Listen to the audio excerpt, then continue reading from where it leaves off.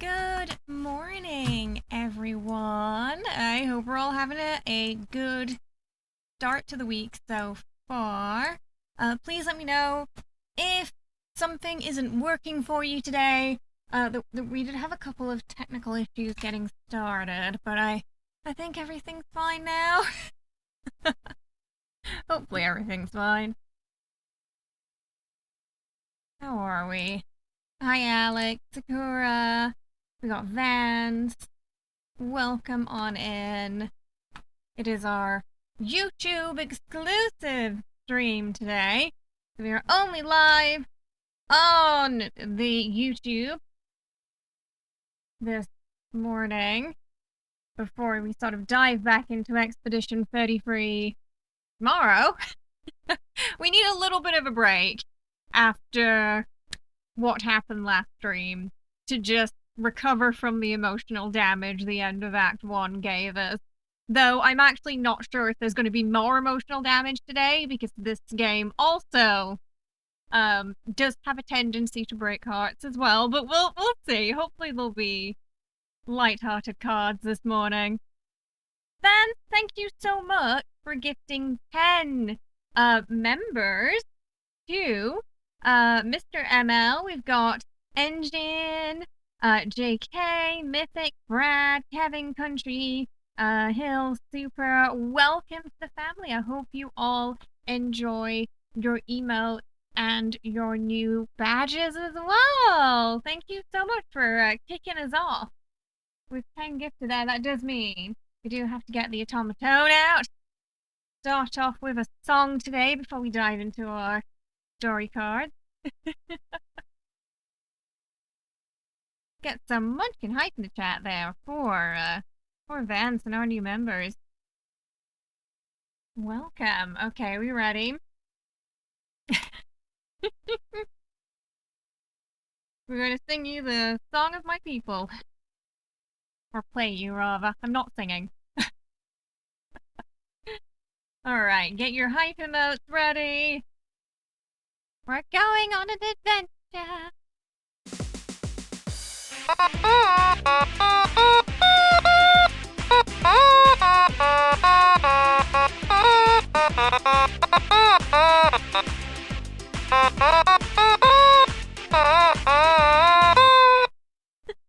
I just washed my hands, and it made it very difficult to slide my thumb down the automaton there. So it was very abrupt.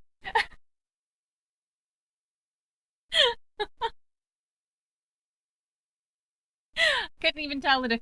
It's, you know, it's always beautiful, right? It's always beautiful. That's why we need an expedition, a boss that's wielding one of those things. And you have to parry while it's just blasting that noise at you. Impossible. Impossible challenge. Woo! So we got a lot. We got a lot to get through today, because I just picked up 2 new story cards. I heard one has an assassination, and the other we're like escaping a plane. There's going to be a lot going on. We're going to try and get through chapter 8 of the story, the main story too, so we can get to Revelry next week, which is one of my favorites. And we'll also be checking in on the spring event too. There's been some more story chapters unlocked for that as well, so we got a lot. We'll also be doing our galaxy. I think we've got one ready to open already today, so we'll see what we get. And then we got a couple more we can set off to. It's gonna be jam-packed today.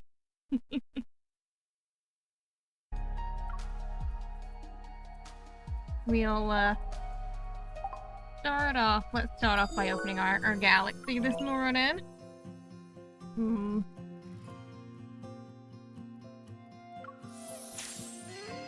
Okay.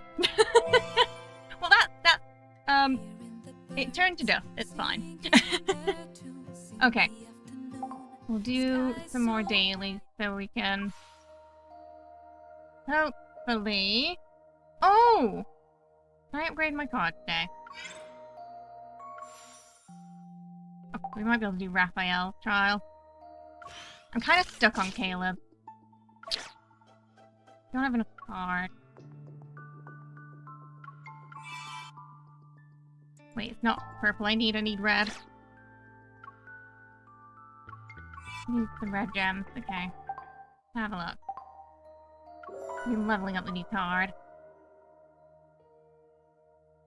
Where is it? Oh, we need a few more. Maybe the... Oh, okay, the crystal box was enough. There we go.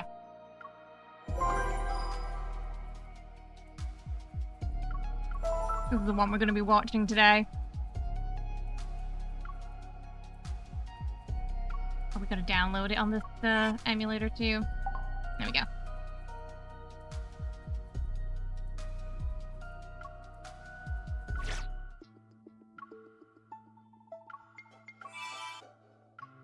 Finally have a usable battle red card for Sylus, which is great. Because I only had the 3-star before. Which isn't very good. Especially in the Hunter Trials. What are we playing today? Today we're playing some Love and Deepspace. We got a couple of story mission cards to go through that just came out. It's gonna be good.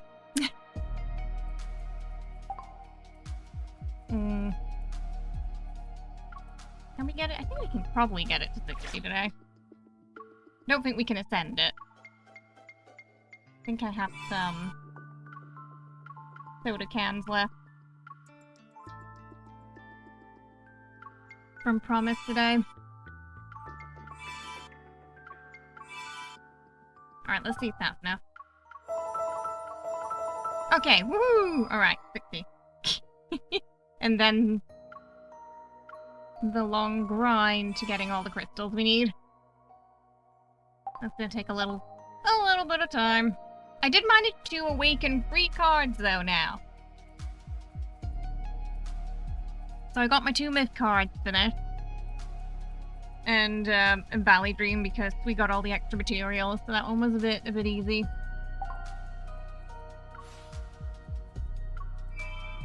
Okay, alright, we can do... Oh, we leveled up too, nice. There we go, that's very slow these days. Oh, some more materials. Oh, I can rank it up soon.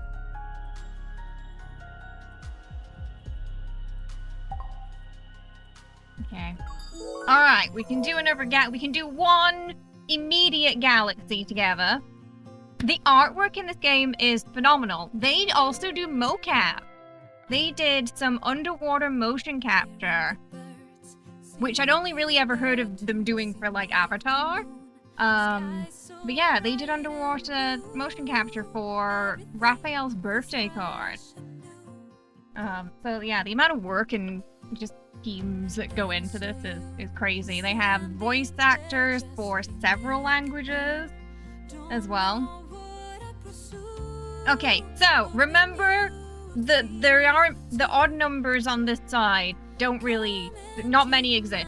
So try to come up with an even number, 0 to 100, and then a number 0 to 20. I think this side has more odd numbers, so. We can have one number 0 to 100, one 0 to 20, and then we'll set that off and see if we can get something good. Because we've got a speed up cube, so we can do it immediately. Hi, Julian. How are ya?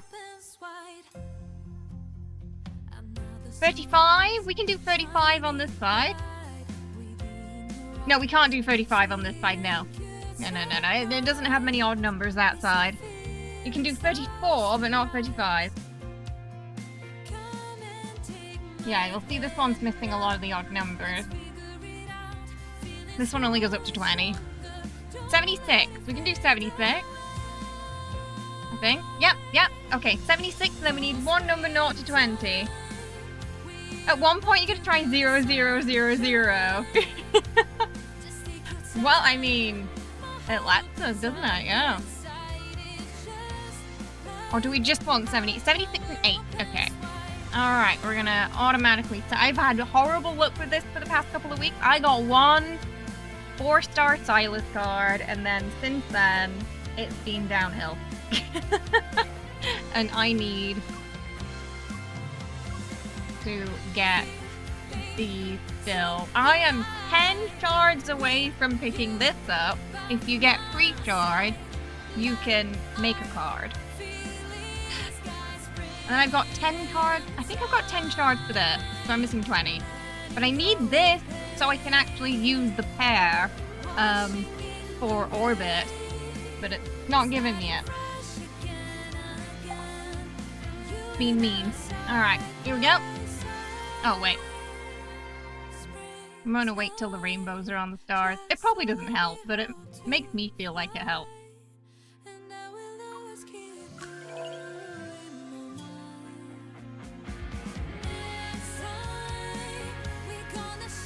Oh, they just stick to that. Okay.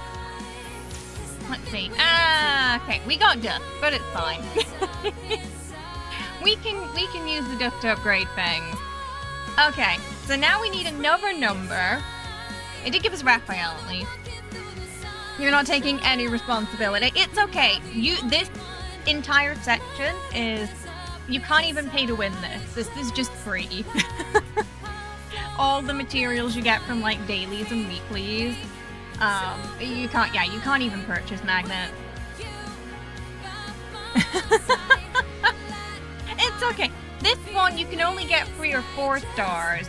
In Radiant, we don't have a gold magnet today. Radiant's where you can get like 5 stars. So, Dev Brain speaking, entirely depends on where they implemented the random numbers. Oh, you know what? Why don't we try 0000 for the, sure. Let's try the 0, because I haven't tried it before, so we'll see what happens. Just not. That one's gonna take 8 hours though, so I will let you know in 8 hours. Where that goes. If we get anything good or not from it. Okay. Oh, Blooming Promise also gave me some map. It's saying new, but I already picked that up. We already picked that up today.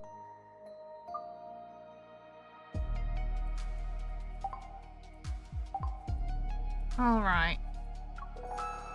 So whose card do we want to watch first, chat? We've got one for Rafayel and one for Sylus from the I got both of them. So we can either... What are the titles of them again?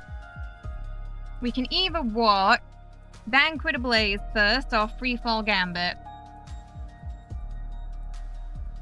It might look a little different. At least I can use a Wrath card, though. I've had, like, weeks of it just dropping Zane, and I can't use them because they're not the 3 that I've been building up. So that's been frustrating. Like, the worst case scenario is when it drops a Zabe or a Zane, just because I can't really do much with them right now. But if it's Caleb, Raph, or Sylus, it's fine. I can work with that. Where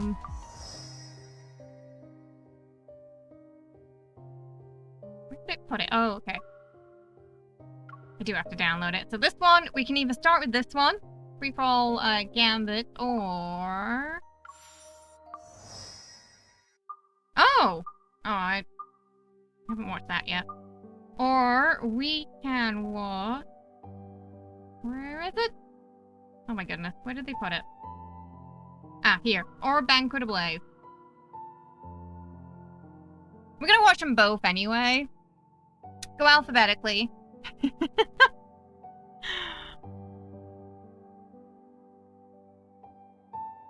Start with Raph then. It says Rafayel received an invitation from a friend to attend a banquet celebrating a new winery opening in this country famed for its vineyards, yet insisted on staying at the winery. He brought me to an old apartment where he once lived. I heard this one has an assassination in it. So it's gonna be one of those cards where it seems like everything's kind of normal, but it gets chaotic, I think. Okay, we'll start off with... I don't know how long these are yet. But I heard the promise cards are like the full story, so...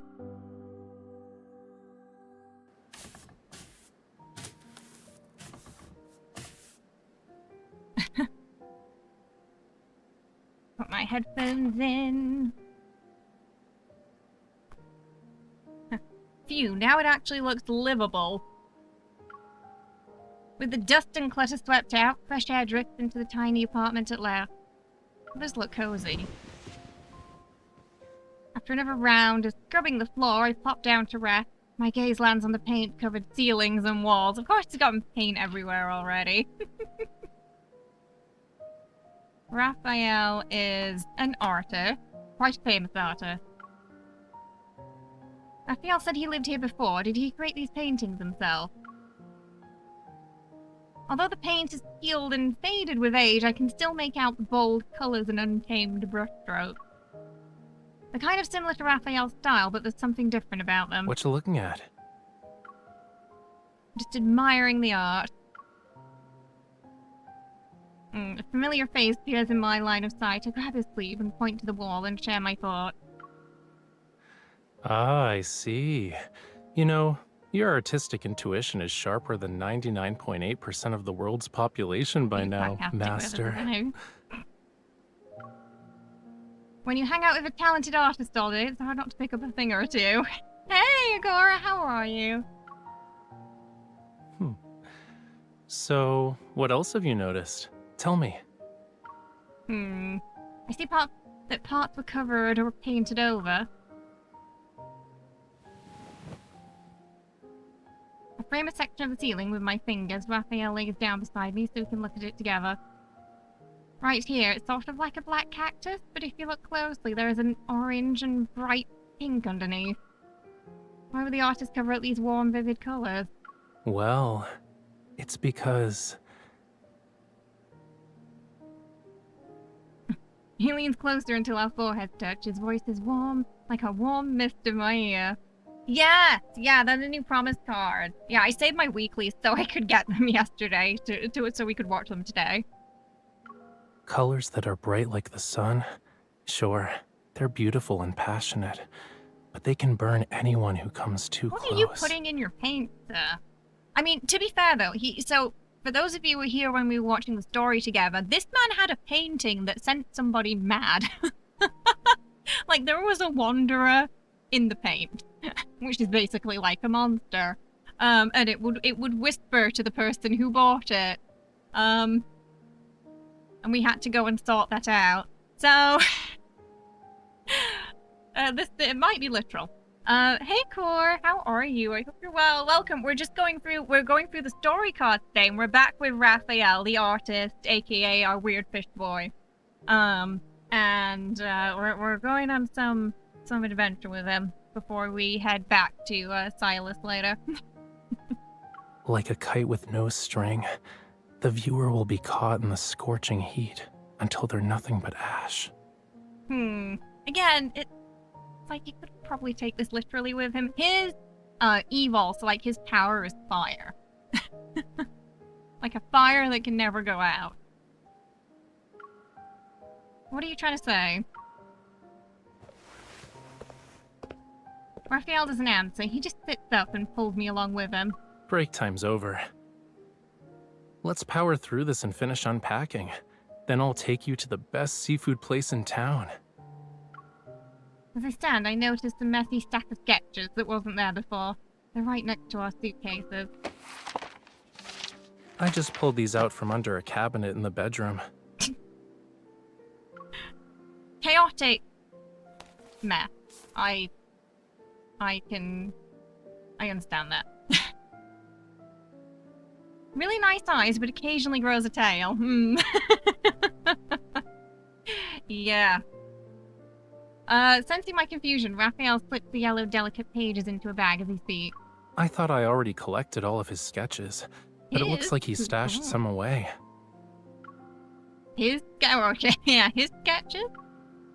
So those paintings on the walls aren't yours? Yep, they're definitely not mine. Back then, I couldn't bring myself to paint for a while.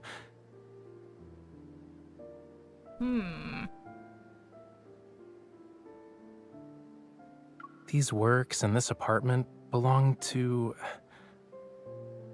someone who was basically my art teacher. Oh, you had an art teacher? You never mentioned him before. He's been missing for years. Oh. Are we gonna find him today? That's what the news said. But in reality, he's... In reality, I just let myself believe he was missing. Carefully placing the sketches into a separate box, Raphael returns to unpacking our suitcases. He liked the world above the waves. Many years ago, he was he left also Lemuria Lemurian. to paint landscapes he had never seen before. Okay. Interesting. Not a normal art teacher, then. Lemurians are kind of like sea people who live under the sea. Maybe he really did find his own utopia, and it was so enchanting that he forgot to come back. There's just sadness on his face. I'm not sure if I should ask more questions, but then he closes the suitcase. All right. Actually, wait. I almost forgot this. Raphael puts a fancy-looking wine box on a prominent spot. It's a gift for the winery owner at tonight's banquet. Despite the bottle being tightly wrapped, the wine's rich, mellow aroma quickly permeates the room. Called Dionysus, named after the god of wine himself. It must taste amazing. Sadly, it's too strong for tonight's dinner. Oh. Raphael grabs my coat in one hand and then turns me around with the other. Let's get going. We'll pick out something more suitable once we're at the restaurant. Is he saying it's too fancy for them at the banquet? I know, I'm so worried about what's going to happen in Sylus's next story branch because we've had so many fluffy cards before. Actually, all the boys have had very fluffy cards recently, like 1, 2, or 3 in a row. And it makes me think it's some kind of calm before the storm. Because, yeah, a lot of the myth cards are super tragic. Like, most of them, someone dies.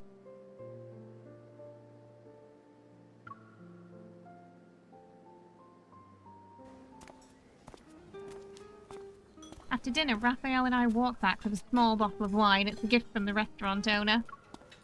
Every now and then we hear the clink of glasses and cheerful clatter from the shops. It mingles with the fragrance of wine in the evening air. I didn't expect the restaurant owner to actually know you. And they see you as Little Raph, not Raphael, who's the famous artist. In my defense, I wasn't exactly a kid at the time.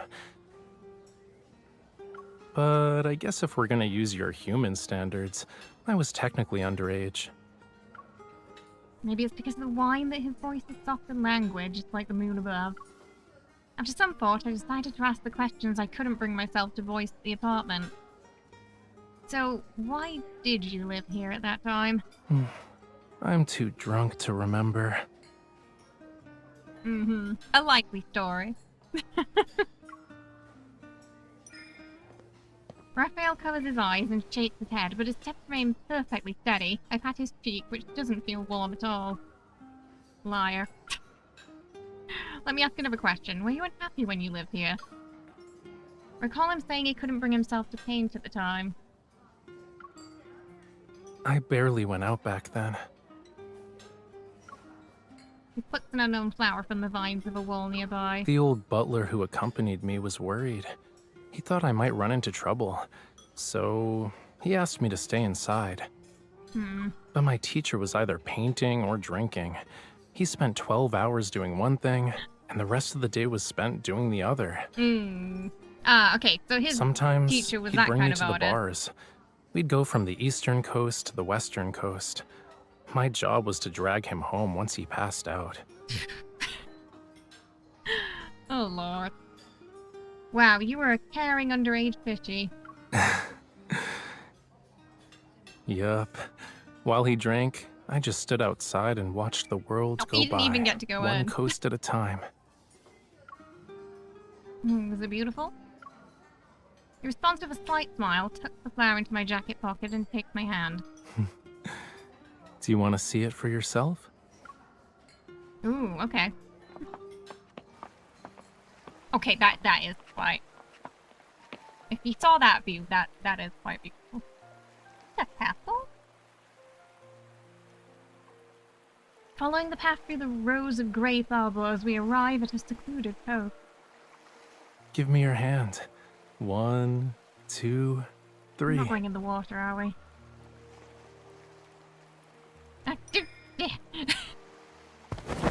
Hard on the emulator doing that. It's like the swipe motion on the iPad. Up we go. With Raphael's help, I scramble up a steep slope and the entire coast unfolds before me. Okay, thank goodness. Okay, we're just climbing. I was worried he wanted to, like, jump off a cliff or something. Under the moonlight, the sea gleams with a silvery sheen, reminiscent of sparkling diamonds. The cliffs are covered in lush foliage and flowering vines. White sea spray soars over as the waves roll into the shore and create an almost rhythmic murmur. This is gorgeous. No wonder there are so many bars here. I wouldn't mind drinking when there's a view like this. When in Rome, do as the Romans do. You've only been here for a day, but you already fit right in. Raphael finds a spot to sit and pats the ground beside him. He gives me a small bottle of wine. Don't know if drinking on a cliff is a good idea. The scenery used to be more beautiful than this. The sea was a vivid greenish blue. The meadows were full of daisies, and seagulls would circle those red cliffs. I'd sit here and watch the sun dip below the horizon. Then the moon started its shift. It's still stunning. Somehow it feels soothing. Like an ocean is washing my worries away. So he's a couple of, I think like 800 or something. He's a couple of 100 years old. I sip the wine and realize something. Maybe your teacher did that on purpose. Maybe your teacher dragged you outside, yeah, on purpose. You were depressed. He might have been trying to cheer you up. I doubt it. Art and booze were all that mattered to him. He wasn't the type to have hidden goals. But if he ever makes it back from that utopia, I'll ask him. He grips the bottle but doesn't drink. He just quietly looks at the sea. Yeah, he's kind of a mermaid. Alex. He also has a myth where he was the sea god as well. So all of the characters kind of have like past lives, and sometimes, for most of them, that connects to their present life too. One of them's a time traveler. He's a couple 100 years old too. One of them's a dragon. We don't really know what Zane was yet, right? Just that he was some kind of, maybe kind of sorcerer? He was like a wizard in a tower at one point. And then Caleb's myth was kind of an android, wasn't he? In that new one. Hey, Arya! How are you? What does it mean he's a mermaid? So he comes from a place called Lumeria, which is sort of an ancient sea civilization, basically. So he used to live under the sea. He used to live under the sea, and now he lives on land. But I think Lumeria's gone. Something happened to it that you find out in one of his myths. But I haven't finished that myth yet, so I don't know the full story. Oh, Zane was the chosen of a god. Oh, and is that where his power comes from? The ice power. Yeah, so Caleb and the main character, they were like test subjects and of Ever and weapon, uses weapons, right? Yeah. They all have massive PTSD, basically. Yeah, basically the world is not being kind to any of them, unfortunately.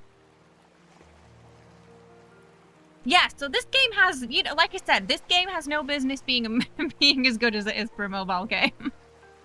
The lore is just very The lore is incredible. The stories are great.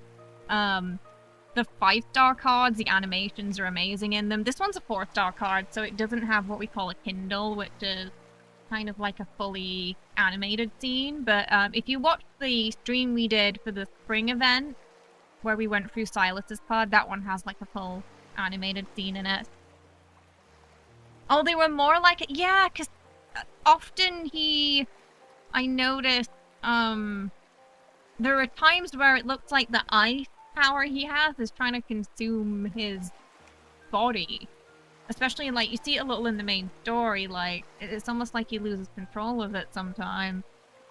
So, yeah, I'm curious to see. I've got to watch Zane's Myth at some point so I can get his backstory too. He said something about Red Cliff. Where are they? I don't see them. It's too dark right now. Besides, the winery's in the way. Yeah. He points to a manor-like building in the distance. Is that the winery? That massive castle? Jeez. Are who brothers? The main characters? No. I mean, some of them know of each other, but they're not really friends. Yeah, so we'll be going through the main story a little bit more today. So one of the kind of things with this game is the main character is immortal but doesn't remember their past selves. It's almost like they get sort of they kind of, every time they die and are reborn, they don't have a memory of whatever that past life was before. So part of the game is collecting those memories. So often you get things from different timelines and it's a little disjointed and you have to piece it together. But it's intentional because the main character doesn't remember. The micro-gestures, Caleb and Sylus in particular, make them seem so real. All the animations for them are like, the mocap for this game is fantastic. It really is impressive. So Zane's got Astra giving those powers to punish him. All of your homies hate Astra. Oh, so Astra, we hate Astra like we hate Mistra. Is it like that? Zane and Caleb would have known each other as kids, but yeah, that's about it. Yeah. Oh yeah, because I remember. Yeah. So in the main story, Grandma was trying to ship MC and the main character and Zane together, and then Caleb suggested putting her in a nursing home. He was not having it. He was not having it.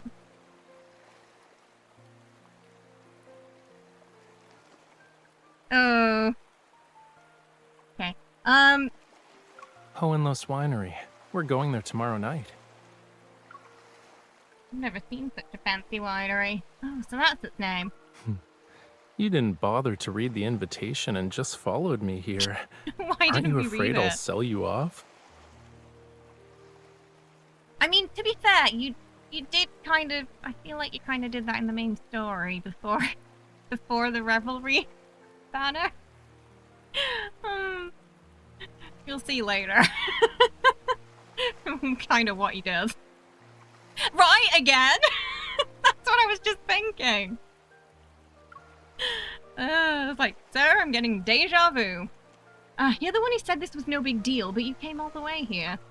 That's not what I said, cutie. I said the owner isn't exactly a friend of mine, but he's important. Right. Why did they never tell... They always like to drag us off places and never tell us the full story. Am I going to make my Oblivion character a vampire? I don't have plans right now, mostly because the vampires in Oblivion are pretty funny looking. But we'll see. We'll see what happens. I've waited a long time for this invitation. What have you got up your sleeve, sir? What does that mean? He's up to something. Do you have anything planned? Of course. Isn't it already on that table? I'll be gifting the fine wine I've carefully prepared as a present. That better not be poison. It's just the way he's starting to sound a bit suspicious. I nod a few seconds later. I'm unable to shake off this odd feeling like he's up to something, and it's nefarious. Oh, I'm gonna be honest, I'm not really fond of AI, so yeah, I mean, yeah. It's not really something I support. Sylus kidnapped. Hey, he didn't kidnap us. He saved us from the person trying to kidnap us. Thank you very much. Is that maybe? Yeah, I think maybe the wine he said was too strong. Like, is it strong because it's full of poison, Rafayel? Rafayel rests his head on my shoulder and takes a tiny sip and gives the bottle back to me. The breeze is perfect tonight. Let's stay here for a while longer. Drink as much as you want. Yeah. We'll sleep it off later. Drink a lot and forget I said anything suspicious. Yes, you do. So actually the character creator in this game is pretty insane. Like, it has you can, like, every tiny little detail of your face you can change. I heard this is only a thing on the Asia servers. I saw some people on the Western servers saying they didn't have this, but over here you can take a picture of yourself and it will try to replicate you into the main character as well as it can. So there's also that feature, too. But this character creator had better sliders than some new games I played this year. Like, I would say the character creator in this is more in-depth than Avowed, for example. Like, I could change just very tiny features on my character's face. Really tweak it. And you can tweak it afterwards as well, once you've created them. So, the main character in this is female. Take a picture of a cat and watch the game crash. I've seen creep people create abominations, too. And now I'm curious what it would do if you took a picture of your cat. Like, would it try really hard to replicate it? Or would it just go, no? That's a cat. Yes, so, Sakura did say there was a way to kind of bug it out so you do get custom hair in the story, but you have to do it every time you enter the game. And I don't think the hair has physics then. But one of the reasons why they have it set that way so that outside of the photo booth the hair's kind of the same is, one, to make it easier for when they do the card, two, it's a mobile game. If I'm assuming physics for every hairstyle would be quite chunky, and the game's already pretty chunky as it is. MC, why do you have a beard? Yeah, so my character in the photo booth always has, like, the blue hair. Yeah, that reason. We'll rest until tomorrow, when the banquet begins. Just sleep and standing up. Okay, we're going to the banquet. Fancy. Next evening, we arrive at the newly built Cornelius Winery. We're on schedule. Music drifts through the lavish ballroom that's filled with guests. As soon as Rafayel appears, a man hurries over to greet him. Mr. Rafayel, welcome. I'm honored you decided to travel all the way here. He's wearing his fancy suit today. I wouldn't miss the grand opening of your new winery, Mr. Alden. They shake hands before Rafayel links his arm with mine. This is Mr. Alden, and this is my companion. Wait, aren't they dating now? Did we get demoted? It's a pleasure to meet you. After a few polite words, Rafayel presents the wine. Alden's face changes from surprise to sheer delight. This is the Dionysus?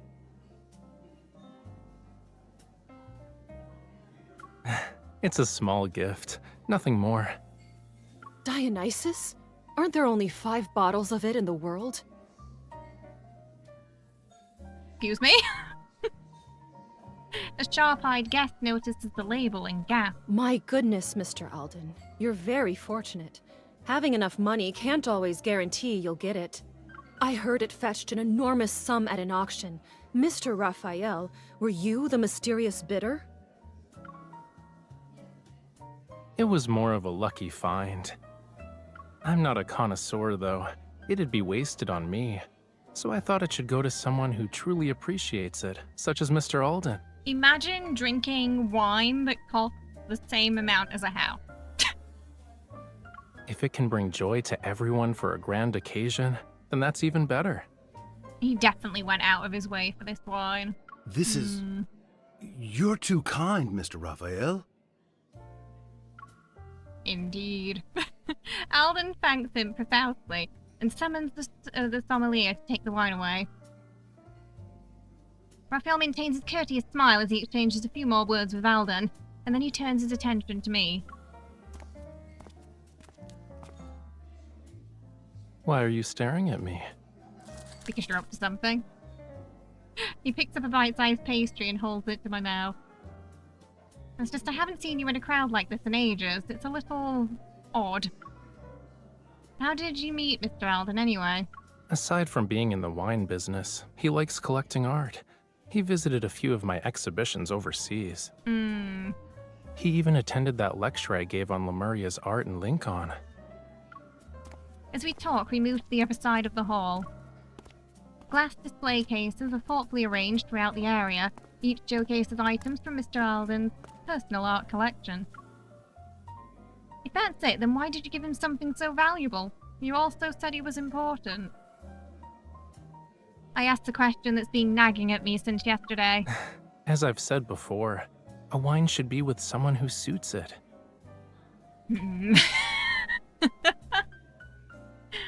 Right. Definitely something in that wine. That's how it can fulfill its real purpose. Right. He suddenly stops in his tracks and his gaze is fixed on the wall behind me. I turn to see an oil painting. It shows a shimmering sea. Each wave's crest glimmers with highlight. Those are... Scales. Oh no.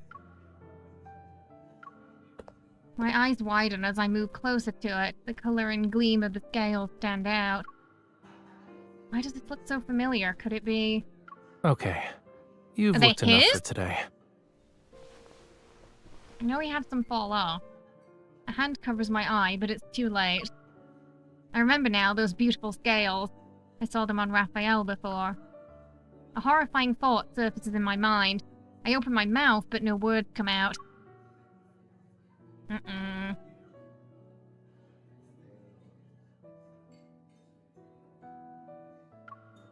You knew that your teacher never made it to any utopia. Yes. The brilliant light in the hall hurts my eyes. Raphael remains calm, however. He was lured into a deadly trap by the two things he loved the most. Then, he was burned to ashes. Excuse me?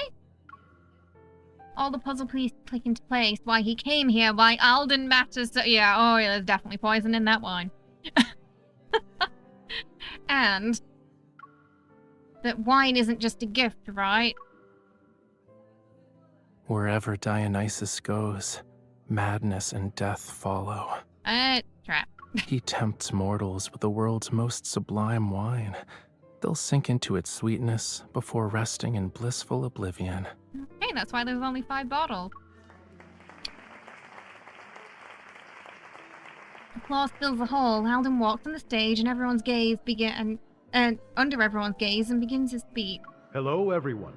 I'm glad you could make it to Hohenloos Winery's grand opening. This is the largest No gift winery would be more our fitting family than has that ever bottle built. of wine. It represents my family's dreams that span generations.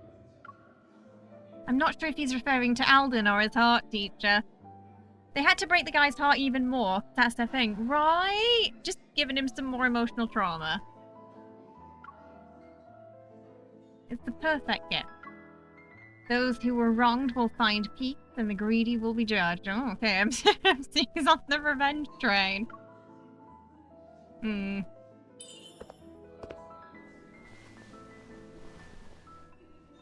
And you, I hope this helps you move on.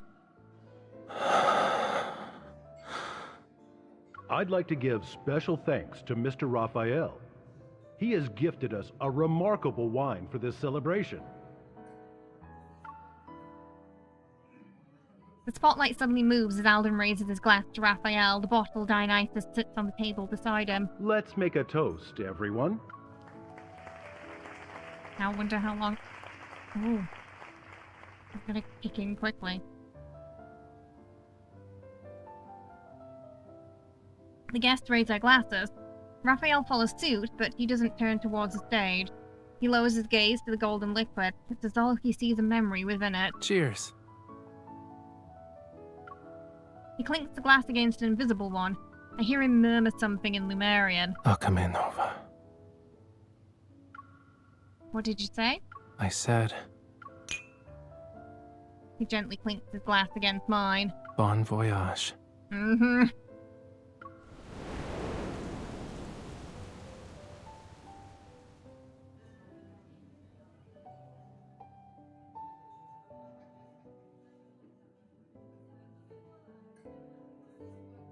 After Alden's speech, Raphael tells me to wait here. He disappears into the crowd before I can say a word. Time passes, but he still hasn't returned, and just as I'm about to look for him... Sorry to keep you waiting. Raphael, did something happen? There are too many people for anything to happen. He takes my half-empty glass and chugs it in one go. Are you sure you're okay? Of course.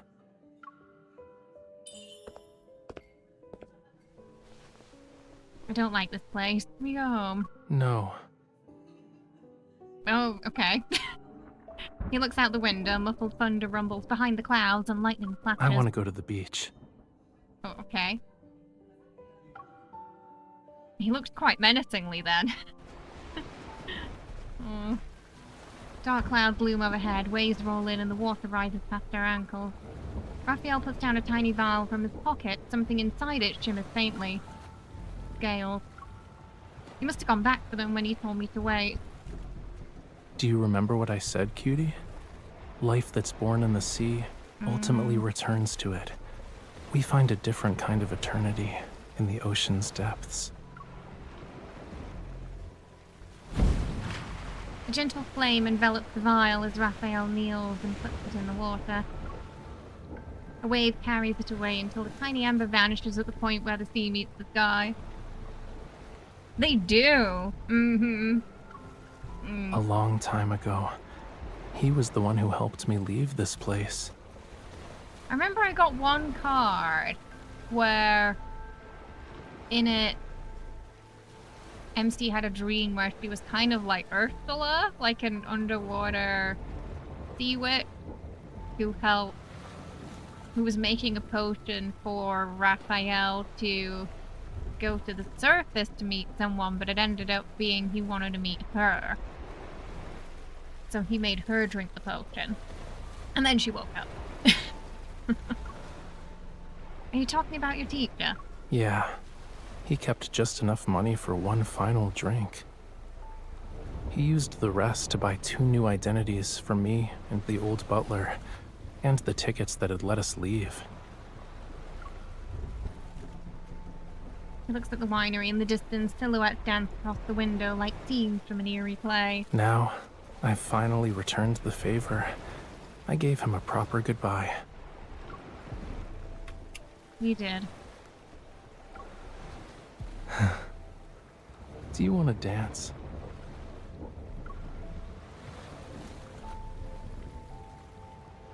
Oh, why is this one not animated?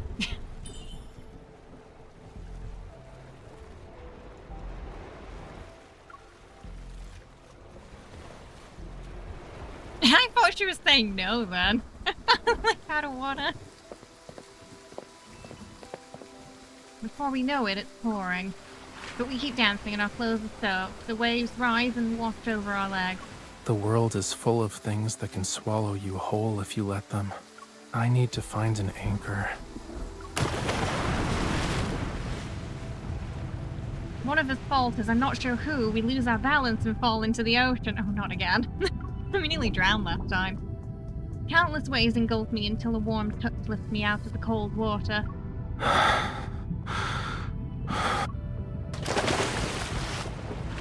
His hands touch my waist and he pulls me up just before I sink.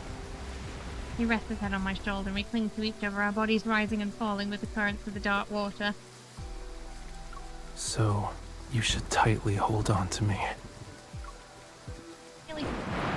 So basically we nearly fell into a pit. She really doesn't have have much good luck with water, Alden, MC. the owner of Hohenloos Winery, was discovered in a barrel of his own wine this morning. He had drowned. Jesus. So I guess the wine made him go mad and then he got into the barrel? God. Hey. There were no signs of foul play at the crime scene, and the police have initially ruled it as a suicide. The perfect crime. Gentle daylight flickers through the curtains and spills across my open book. A blue ocean under the sun spans the page. Change the channel. I thought you weren't watching it. On Raphael's laugh, I respond. I was listening. You're so bossy.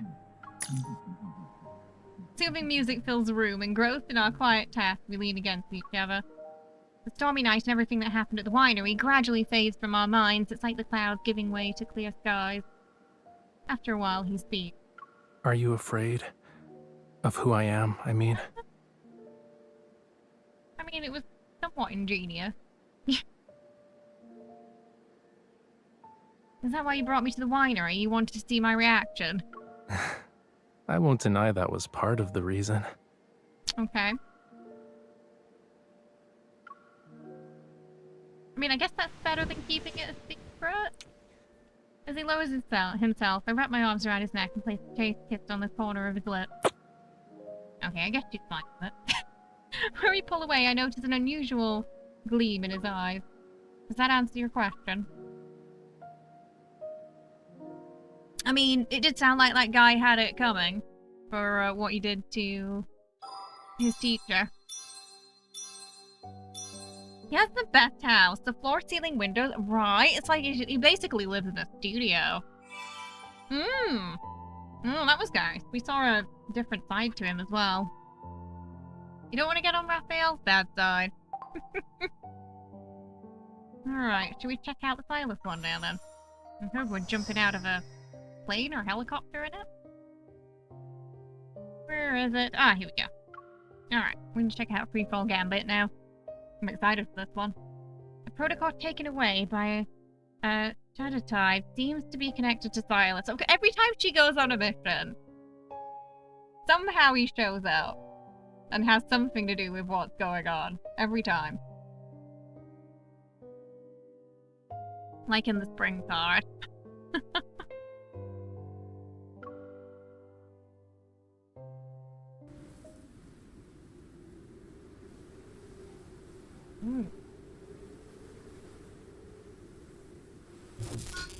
We've located the abandoned vehicle. Now we're awaiting further orders. Search it. Recently, Lincoln City's seen a sudden increase in smuggled protocols. It's suspicious. And after conducting an investigation, we traced them to a gang called Tide. With my team, we tracked down the batch of protocols and finally discovered their transport vehicle near a factory. The truck's empty. The Shade Tide members are unconscious, It was just and Shade the protocols Tide. are gone. Looks like someone Not robbed them. Tide. There's no sign of a struggle. That means whoever took over the truck did it as soon as they appeared. Mm-hmm. Who could pull off something like this? Well, I mean... yeah, whenever smuggled protocols are involved, usually has something to do with Sylus, or he has something to do with the situation. He's investigating it too, because that's also one of his things, smuggling protocols. I walk around the crime scene and spot a strange track in the clearing. Did you see any motorcycle tracks over there and run an analysis? We did. There's Thinking the definitely same. motorcycle tires from last year's Axis RT-018 model. Someone whom I'm well acquainted with uses RT-018 tires. It's like he's not even trying to hide it. I take the Shade Tide members back to Unicorn's HQ. I hope you're having a pleasant night, sweetie. Tonight's moonlight is lovely. I look up at the sky, but before I can see a moon, a small red beam flashes. Oh, someone's showing off today. Guessing Sylus's location, I turn and wave in that direction. I let the laser dot settle on my palm. I'm not. Someone is aiming his laser sight at me. But I'm pretty sure you waved hello. Doesn't that mean you're in a good mood? What if I'm signaling my team to catch you? Would you really do that? No. I was nice enough to leave behind a clue related to the smuggled protocores. A clue only she would follow. Mm-hmm. The red dot moves down from my palm and traces through the outline of a protocore on the ground. As soon as I saw those tire tracks, I knew it was you. You never talked about Shadetide before. I guess they're not affiliated with you. Having underlings who break deals so shamelessly would only ruin Anakinus' reputation. I destroyed the protocores, by the way. Don't waste your time chasing them. I feel like you didn't like their quality. Of course. You know I have high standards. Before I can ask another question, the red beam flickers and disappears. Your colleague will be here soon. Until we meet again, sweetie. Com's channel is silent, and sure enough, my colleague arrives shortly after. The Shadetide members are in custody. Should we go after whoever robbed the protocores? Oh, they're more troublesome than Shadetide. Return to the association building and wait for orders. I have a lead I want to follow. I'll head back later. Alright. Stay safe. After seeing my colleague's car disappear, I switch off my communication device and location tracker. And then I think about my next course of action. But Sylus is really going back to Anakinus' base? It's practically on the other side of the world. Oh, there's Mephisto. I hear a crow in the distance. I raise my head and see Mephisto perched on a branch. He meets my gaze, lazily flapping his wings. He flies off without an explanation. Always watching. Great, you're leading me somewhere again. Oh, poor MC never gets a moment of peace at her job. He's the least codependent of the lead. Yes, yeah. He just take off and show up whenever, doesn't he? Yeah. I think a lot of it's to do with his past as well. I mean, you know, he has that kind of history where he didn't really have anyone to be reliant on. He had to be reliant on himself, didn't he? I mean, he was imprisoned for 1,000 years or something in his dragon myth, wasn't he? Because they were scared of it. Just this young dragon boy. Mephisto brings me to a room on a nearby hotel's top floor, and then he finds a place to rest. We got here faster than Sylus. I can tell Sylus has been living in this place for a while. Almost everything I can see is familiar. That's the butterfly knife I gave him last week, and the gems I picked out for him. Didn't he say the tableware was tasteless? But he's using it. So Sylus stayed here a while, keeping an eye on everything. No wonder he hasn't been at Anakinus' base recently. I turn my head to Mephisto. Where's that big butterfly bow tie I made for you? He obviously isn't too fond of that gift. I pick up the gem and wave it and then toss it aside. Yeah, and then the time prison too. Yeah, in the trailer he's breaking out the time prison, right? And because time works differently in the time prison, that could have been a couple of 100,000 years as well. While he sort of built up the strength to escape. Yeah. Mephisto rushes over to retrieve it. Before he can return to me, I throw another one. After several rounds of fetch, I notice there aren't many gems left on the desk. Sylus still hasn't returned. Hey, Mephi, isn't it a little unreasonable for him to be out this late? Speak of the devil. As soon as a thought pops into my mind, I turn off the lights and hide behind the door. I love Mephisto. We have 3 children, Kieran, Luke, and Mephisto. Kieran and Luke are like his henchmen. And Mephisto's this mechanical crow that was keeping an eye on us before we even meet Sylus in the main story. Yet when the footsteps are 1 second away from my trap, they stop. Oh, he knows. Not here, huh? I guess I'll walk around. Again. I hear him move away, but the door suddenly swings open when I'm about to ambush him. Luckily, I always have a backup plan when I deal with Sylus. I press my finger gun against his forehead. Should I also say I'm not having a pleasant night? Oh. Sylus tilts his head, which makes my finger slide down to the tip of his nose. You're late. Even though it's an offhand complaint, he looked amused. Takes my hand and puts something in it. Before I can register what it is, he gently squeezes my finger gun. I confess, I found a lead. Oh, he's been busy. Probably not the first person to say this because I just joined, but he's right! So, I heard his voice before I saw him. And immediately I was like, oh, who's that? Oh my god. Maybe this is the one. This is the one I'm going to focus on. Because I was trying to pick at that point, like, who I was most interested in. I was kind of leaning a little bit towards Rafayel. I like Caleb, but you know what happens to him in Chapter 1.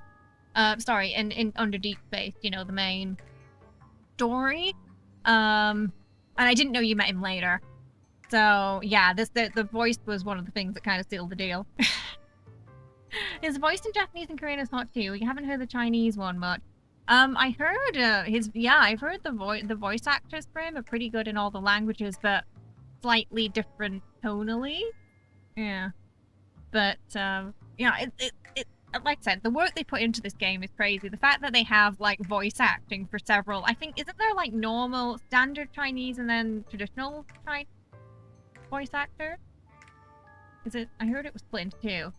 Not fond of Caleb's English voice, so you just play it in Korean. Caleb's English voice actor, he is very loud when on the workout app. I have to turn the sound down when I put that on. The man moans a lot. Like, he's getting that bag, you know? He got the assignment and he went with it. They do, yeah. Plus they match the lip to each language as well. Like I said, just the work that goes into this is phenomenal. No business being a mobile game. Absolutely no business. I figured I'd help speed things up for the Hunters Association.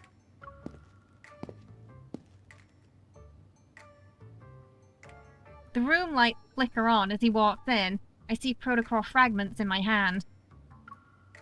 Is this from the batch you took? It broke off before I finished destroying them. It doesn't match the others from the shipment. Oh.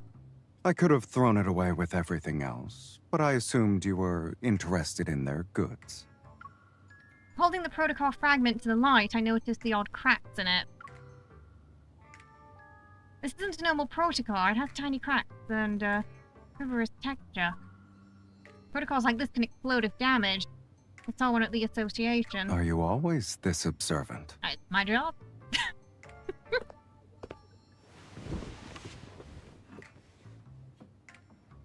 Yeah, he's just doing push-ups, but he's very breathy. In the workout setting. He's probably, I feel like he's the loudest out of all of them. And then I did see a tweet that said, someone said they even toned down the moan. Doing the exercise, so apparently it used to be more intense. Change the camera angle? We can't change camera angles. That's not how it works. Sylus picks up a bottle from the wine cabinet and grabs 2 glasses and then carries them over to the balcony. He comfortably sits down near a small side table. With millions of questions on my mind, I join him. Of course, I'm a professional hunter, so nothing gets overlooked. I lean in to study Sylus, but he grabs a cold glass against my cheek. Busy torture. What sort of conclusions did this professional hunter draw from observing me up close? I can tell you're up to something. Always. Indeed. Why else would I have invited my professional hunter? He needs something. We should stay on topic. A wisp of a black-red mist pulls an empty chair over to Silas's side. Looking at me, he raises an eyebrow. You've been working all night. Aren't you tired? Tell me your plan for Shade Tide. I won't sit down until you do. Then I'll tell you later. I think you're enjoying the fact you get to be taller than me right now. He's very tall. Oh, you mean in the exercise videos? Oh, there is a front and back view. Yeah. Is that what you mean? the booty view. Is that why you're in a good mood, sweetie? Is it that obvious? Try glaring a little harder next time. Being seen through makes things less fun. I make a little face and sit beside him. Oh, I see that. I see. I understand. Wait, is it not the back view? I've never clicked it for... I just assumed it was the back view like it was for Sylus. Is it not? Is it... Oh.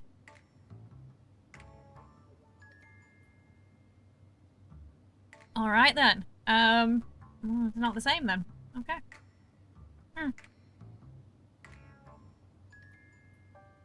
Interesting. Front and zoomed in. What? Excuse me? Excuse me? What do you mean? Doing push-ups on top? Oh, okay. Huh. That's somehow slightly worse than what I was thinking. Okay. Yeah, Sylus doesn't like that. I just want to know what you're after. Considering Shadetide's size, you could have dealt with them using any lackey, even Mephi. Why are you personally getting involved? You're not wrong. Mephisto can give it a shot next time.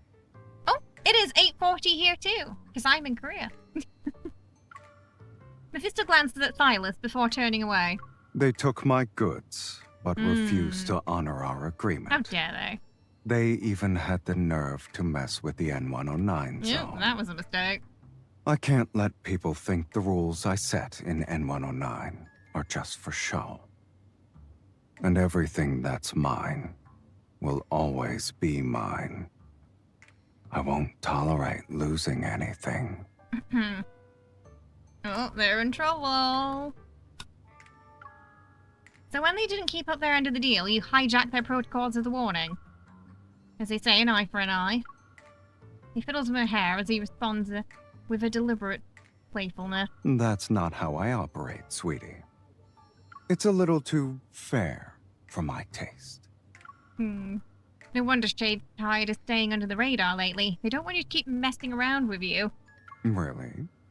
But according to my intel, they're not giving up. They plan on transporting everything by air. Oh, that's how we end up in the sky, okay. From Osaka! Nice! I went there a year or two ago. I really liked Osaka. It was great. I liked it a little bit more than Tokyo. And the explosive protocore you mentioned is probably in that batch. Okay, we're blowing up their plane then. We can cause a little bit of chaos and hijack a plane. Oh no. What do you say? We're blowing it up while we're on it. I don't know how I feel about that. Yeah. So, people tried to kill him 108 times, and 109 was the one where it worked, where MC was involved. Yeah.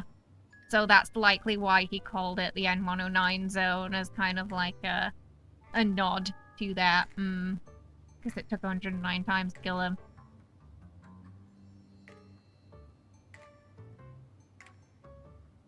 He holds out his palm like he's expecting me to high-five him. Every little detail in this game is intentional. With my hand, I make the scissors gesture and sniff his palm.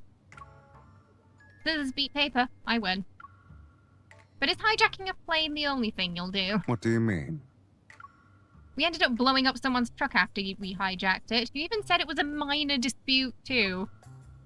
And before that, you said we were going to be Robin Hood for a bit. But then you scared them so much, they returned everything to Anakaina. Why did you give that old lady a box of small explosives anyway? She's from the N109 zone. Okay, she's not a normal old lady. Yeah, there are also 108 no-hunt zones, yeah. And, while the Wanderer situation in the 109 zone has been dealt with. It is very dangerous because of all the criminal activity and smuggling that goes on there. That it's almost considered a no-hunt zone. Well, I want to prevent your bounty from increasing, so let's forget about it this time. Yeah, for those of you who, like, maybe this is your first time tuning into one of our Love and Deepspace streams, he's one of the most wanted people in the world. He's got a really big bounty. Sylus barely reacts, but he quietly covers my hand with his. All restricted items must be confiscated. This isn't contraband. Why are you taking it away? If I could, I'd confiscate your refusal, too. Not how that works. Sylus absentmindedly spoils his glass. The bubbles rise like his dangerous thought. If Shade Tide tries to do anything, the Association will handle it. We'll move in and seize everything once their plane lands. You can stand by and watch, and we'll avenge you more or less. That won't be enough for him.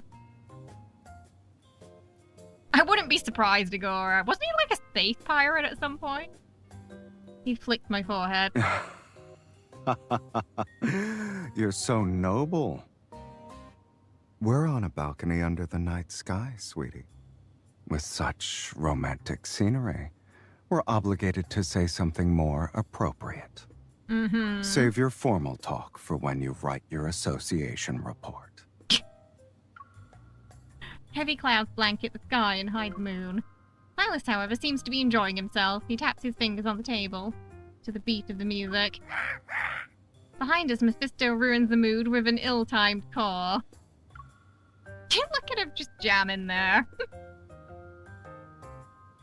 It is. Like I said, absolutely no business being a mobile game with a story this well written. Yeah, Kieran and Luke have their own little story blurb you can read as well about how he helped them and remove the crystals from their bodies, because I think they were ever experiments, weren't they? Poor kids. How is this romantic when we have a crow cawing in the background? Romance is something you choose to feel. Is that her way of telling Mephisto to get lost? He gently tapped my head. Give it a try.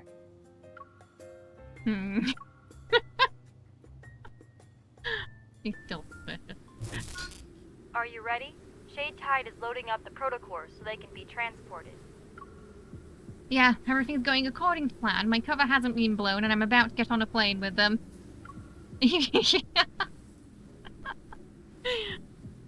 After returning to the Hunters Association, I turned in the explosive protocol fragment and explained Shade Tide's plan. Their flight route passes over the city. To prevent a mid-air explosion, the Association decided to intervene. My colleague will ambush them at the plane's destination. Meanwhile, I'll disguise myself as a member of Shade Tide and steal the explosive protocol. Try not to fight them while the plane is in the air. Safety first. Understood. The call ends and I switch off the comms channel to contact Sylus. Drop the hijacking idea. We already have a plan in place. If you show up, you'll only be walking into a trap. I see a fierce kitten is flexing her claws. However, it's unusually quiet on your end. It doesn't sound like your colleagues What did you do? Does he have to be this observant? We upgraded security for our comm channel, that's all. Good luck. He was hacking it. Someone on TikTok took the username yes, no, maybe so, and he literally commented on every Sylus video, but that line reading, it was peak voice acting, that reading. We're going to be getting to that story next week. One of my favorites. I'm very excited to experience it with chat. Because today we're finishing off chapter 8 so we can focus on that next stream. That and the Caleb one are probably my favorites because they're just so much going on. It's so dramatic. Just beautifully written. We'll be fine. The call ends, I destroy the throwaway, the communication device, before stepping out from the hiding place behind a wall. Hopefully everything goes smoothly and Sylus doesn't reveal any surprises. Impossible.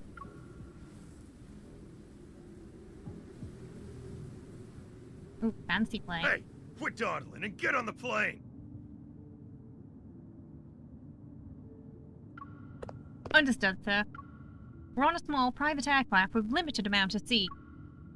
J-Tide only sent 5 people. The rest of the plane is occupied by crates filled with protocols. Before long, we're above the clouds at cruising altitude. Are you sure we shouldn't double-check? The boss wants every protocol accounted for. Are you that worried? Okay then, but if we lose a few, it's on you. Don't you... Ugh. Fine. Check the back. While everyone's busy playing cards, I move to the back of the plane and carefully take out my protocol detector. I pretend to count the protocols while secretly scanning the shipment. When I pass a certain crate, the detector's red light turns on. I open the crate, use the Renaissance Evolve to isolate the explosive protocol, and then seal it. Nothing bad has happened yet. Now I need to wait until we land. I hear 2 knocks from the cabin door. Everyone looks towards the sound. I must be hearing things. Is someone knocking from outside the plane? Excuse me? We're thousands of meters in the air. Who'd be knocking? Suspicious, I focus and notice a faint beeping at the door. I heard this before when Sylus and I hijacked the plane, isn't he? I realize what's outside the door and quickly take cover. Meanwhile, the J-Tide members are slow on the uptake. Wait, that isn't knocking. It's the countdown for a bomb! Oh no. This is my nightmare. Cabin door warps and bursts open because of the explosion. It triggers an emergency alarm that immediately blares through the cabin. The turbulence only lasts for a few seconds before the pressure control system stabilizes the cabin and temperature. Without the cabin door, the winds howl, grow louder, and aircraft hovers above us. Oh, it's Luke and Kieran. A nice hiding spot. Did you really think we couldn't find you just because you took to the skies? Damn it. It's Onakainis. One of the younger J-Tide members contacts the cockpit's intercom and yells to the pilot. They're practically on top of us. Change course already. Do something! Before he can continue, the plane jerks violently. And here he is. A familiar figure leaps from the aircraft above. Amidst a swirl of violent black and red mist, they land in the doorway that was breached. He just can't walk into a room normally, can he? Sylus steps into the cabin and flexes his windswept hair. I knew things were going too smoothly. I can't believe this! It's Cy! After his instinctive outburst, the grunt leader quickly shuts his mouth and gulps. What do you want from us this time? Sylus surveys the cabin interior. He's clearly unimpressed. There's nothing here that interests me. Relieved, the man exhales, until Sylus takes a few steps. But you're in my way. So get out. The grunt who's in charge of the transport mission uneasily rubs his nose. Get out? From the plane? Did I stutter? You heard the man. You better get out of the plane. Oh my. Through the cabin windows, the city lights look like a warning rather than a pretty sight. Although the grunts are terrified of Sylus, they don't dare to readily follow his orders even when they have parachutes. Do you need me to escort you out personally? No! Under Sylus' gaze, the grunt leader staggers to the door. The roaring wind distorts his face. He makes eye contact with Sylus, and then closing his eyes, the grunt leader tumbles out of the plane. He streaks like a kite with a severed string and disappears into the darkness below. Horrified by the sight, the others waste no time. They jump out of the plane one after another. The last J-Tide member, seeing me just stand there, desperately cries. Why are you still here? You want Onakainis to deal with you? From the corner, Sylus reaches out for me. He pulls me close. Have you ever considered that I might be part of Onakainis? Quite likely. The J-Tide member's eyes widen before he can say anything. Sylus takes a half step. It's although enough to make the grunt fling himself out of the plane. That would have made him really happy her saying maybe I'm part of it. He's been trying to get her to join for ages. We're the only ones left. Sylus looks up at me, looks me up and down as if he expected this. I knew that pathetic bomb trick wouldn't faze you, sweetie. I had a feeling you'd try the same stunt you used on that truck. You're not one for originality, are you? Why should I be fancy when we're dealing with this kind of junk? Did you find what you wanted on the plane? Knowing Sylus, he might take the protocol. Hesitant, I don't answer immediately. But my silence is useless. Sylus's gaze zeroes in on my right hand that's holding the protocol. So, you found it. Just one protocol. You're not going to take it away from me. Everything that's mine stays mine, remember. I won't let anything go missing. I think we're going back empty-handed. You would have joined him the first time, right? I think she should, personally, because I wouldn't be surprised if the Hunters Association end up being the bad guys. Too bad. I won't let go of what I want either. We're more alike than I thought. I feel a surge of energy and adopt a more aggressive stance, but my hand falters when I reach for the gun up my way.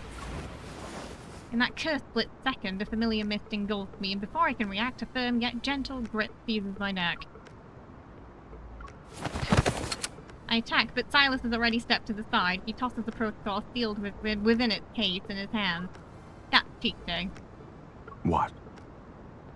Hand it over. After we land, I can write a Good Samaritan report for you.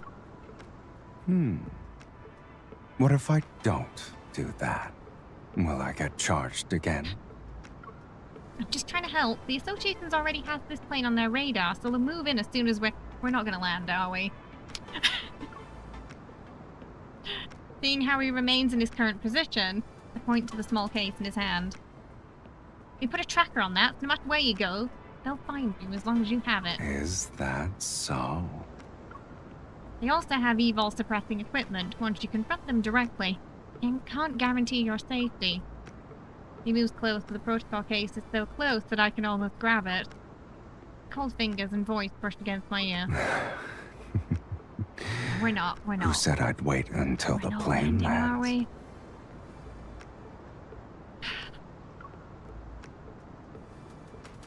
Oh no. We're jumping out the plane.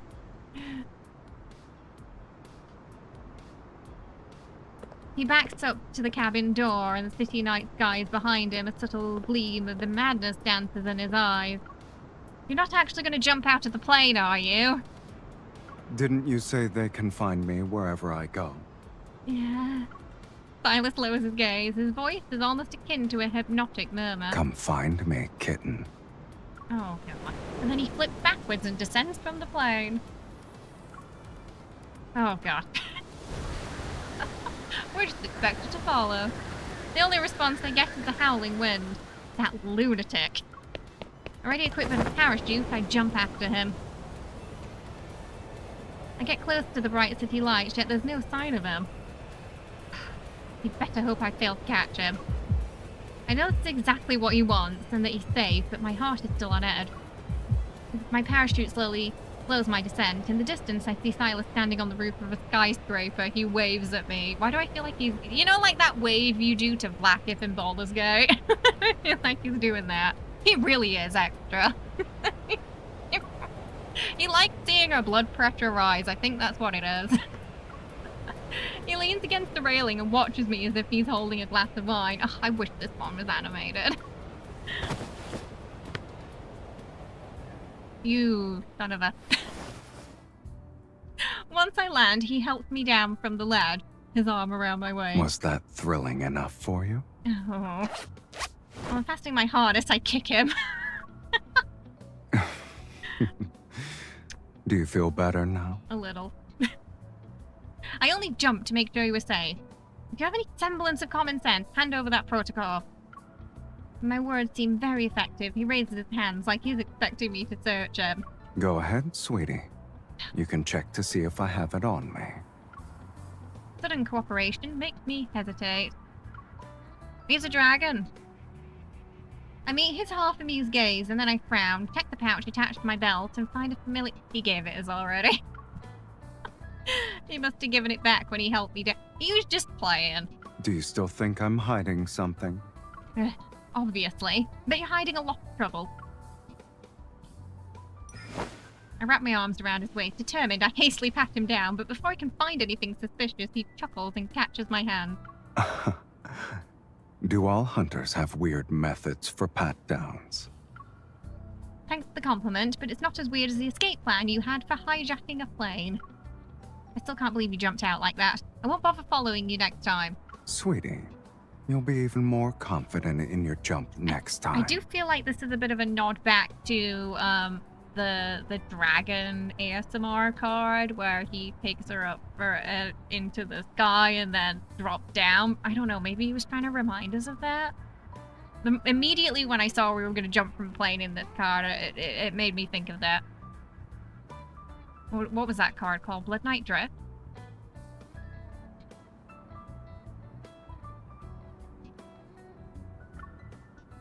He gently stills my raised fist.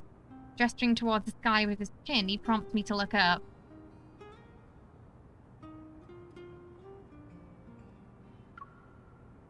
The golden moon hangs over the city. Won't you look at that? The moon finally revealed itself tonight. The moon bathes everything in a gentle glow and soothes down rough edges. Sylus hugs me, and any frustration I had melts into this tranquil theme. Romantic. A soft, breathy laugh resounds above my head. So, you do feel it this time. There's no crow this time. There was no furred wheel. Well, that one was. I think that was my favorite out of the two. Though Rafayel's was good as well. All right. Okay, right. We're gonna finish off chapter 8 of the story today.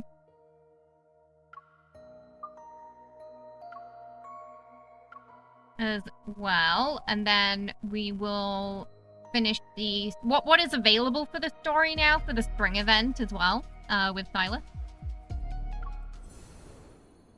Well, he's kind of like a half dragon. I'm not entirely sure if he has dragon features in the present timeline or if he's hiding them somehow. It's a slightly complicated story. So yeah, we've got one more chapter here, and then next week we get to how MC met Sylus, and this is a good one. You don't want to miss long-awaited rivalry. In this chapter, you'll see what Rafayel does to us. Oh, we gotta download it. Fine, shouldn't take long.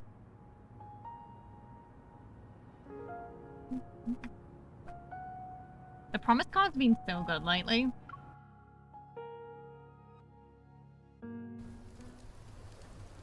Southeast region of Lincoln City, Hat Island. Oh, so what happened last time was Rafayel saved us from drowning. Rafayel? You're awake? Are you alright? In the ocean, I thought you... I don't think she remembers what happened. The line though. between being kind and being dumb is very thin. A small smart fish swims away while it still can when the big fish are hunting. You're the idiot. The whirlpool was obviously a death trap, but you just swam right into it. And he hesitated before saving us. He kind of like let us fall into the, down into the deep sea a little bit before he took us. It was almost like he was considering letting us drown for a second there. Anyway, thanks. It really is. She stresses You were these the boys one who out with pulled her me bad out of the memory. water, right? I thought I heard your voice before I blacked out. That's just my random act of kindness for the day. So, how long do you think this malicious creature will keep an eye on us? He's talking about a cat. It's the kitten from before. But it's so cute. Now that the Wanderer's gone, it should be safe. It'll be cold tonight. It wants a warm place to sleep. It is so cute. He's so cute, Puffy. But he hates cats because he's a fish. Oh. To be fair though, Raphael's memory's also bad. This man leaves his door unlocked every day in a world full of monsters. Is this one of those games where it's going to rip apart my heartstrings? Yes, Crimson. Oh my god, like the Sylus myth alone is heartbreaking. He dies in her arms and just disintegrates, and then she binds his soul to hers so he will get reincarnated as long as she keeps going on. And then she forgets about him. It's awful. But yeah, basically. That myth made me cry. Yeah, we call it love and depression, don't we? I think it's gonna be a cute romance game. No siree. You ready to get hurt again? Yeah, like lately we're playing all the heartbreak games, this and yeah, Expedition 33. I was sobbing mess last episode. He's so cute. What a cutie pie. It's moving. Get it away from me. Well, duh. A cat isn't a log. Come on, pet it. Pet the cat, it won't Raphael. bite. Pet the cat. It's fluffy. Your flattery means nothing to me. I don't accept you. If you need to thank someone, thank the silly girl. She's the reason you're even getting a crumb of my attention. It licked me. No. Oh no, he's gonna die. A monster touched me. My hand. It's over. I can't hold a paintbrush now. So dramatic. Not like this. So, is there a reason why you don't like cats? Why should I? I dislike them because I do. For humans, it's game over as soon as a cat nuzzles them. That's true. But Raphael, that means it trusts you and feels grateful. Well, animals that are fond of humans usually have a tragic end. Oh, don't say that. One moment you're cute and cuddly, the next they toss you aside. You're forgotten, left behind. So she forgot about him. Look, That's it's what he's saying not all referring humans to. are like that. And you? Wasn't there something important you forgot about? So, he waited for her for, wasn't it a couple of 100 years? And she forgot about him. She said she was gonna wait for him, and she didn't show up. I'm assuming something happened to her. I hadn't finished his myth yet. But in one of his myths, he was a Lumerian gifted to a princess. She lets him go, and he finds her years later and helps her escape the palace. She can't leave. That's as far as I got. But there was something about her heart being the key to saving Lumeria, so I'm assuming that myth explains what happened to Lumeria as well. They all have that issue. Yeah. So you'll see next week in the Sylus chapter, he's quite standoffish with her at first because he doesn't understand why she doesn't remember him after binding their souls together. So basically every time she dies and is reborn, she doesn't have any memory of the previous life. She doesn't even know she's immortal. She doesn't know, but they know. The coral stone? Are you talking about the coral stones? You're good at remembering trivial things. Oh, I'm sorry. We'll have more opportunities to get as many of those as we want. Today, we got lucky. Isn't that the protocore from the Deluge Wormlord? I didn't think you'd be able to find it. I see that twinkle in your eyes, you know. But this protocore is mine. The animations are so smooth. Here's payment for your services. The mocap's really impressive in this. You actually remembered. The nest.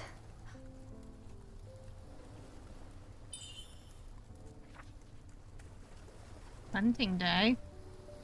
Is this the place we can gather intel from? Don't believe me? Well, real intel is always hidden in the most inconspicuous places. The crazier it seems, the more likely it's true. You must be a regular there. What did you need back in the day? Mummy bandages? With a bit of work, you can get nice poisonous sap. Oh, that was probably a clue that But he was for a going to hunter poison such as someone later. yourself, you're better off wearing a disguise before going in. Like what? Like, at least stop flashing your hunter's watch around. Also, it wouldn't hurt to pick up some of the local lingo. I'll proceed with caution. It's She's okay. still trying to find I'm out a generous employer. Since I hired you as my bodyguard, I'll cover for you when it matters. But I must warn you. In places like the Nest, you have to pay a very high price for obscure information, especially for stuff involving mysterious protocors. We're saved. Let's call it a day, yeah? I hope you can find the right path, Miss Bodyguard. The wink. No, this game is from Chinese developers, so there's a lot of Chinese mythology in it as well, and all the love interests are Chinese. Doesn't Zane dream of the other lifetime? I think he does. Yeah, he has like nightmares about it, but he doesn't remember fully either. So Zane's the only one who doesn't remember, I believe. Yeah, you need to, yeah, because I don't think it's been explained yet why he doesn't remember, right? Because everyone else does. But he has, like, pockets of nightmares. So his situation is a little similar to MC's, I guess, because, you know, sometimes she gets, like, her memories jogged slightly. Like, there's a really lovely card where Sylus is playing the organ and she remembers a familiar tune. And she's able to play that tune, but she doesn't understand why she doesn't know the rest of it, and he tells her it's because she never finished it. But he never is... He's always very patient with her when it comes to jogging her memory, and he just kind of tries to let her remember naturally.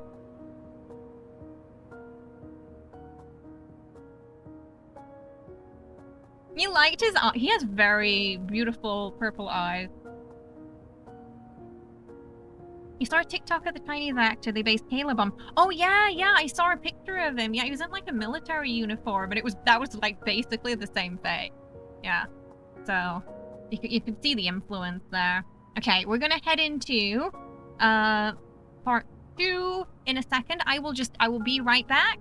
I'm just gonna grab myself a drink, and then we're gonna continue the story. It's so good though, this Crimson. You gotta see next week's when we get into the Revelry storyline. It's so good. It's one of my favorite. Honestly, their best work, I think. Okay, I'll be right back.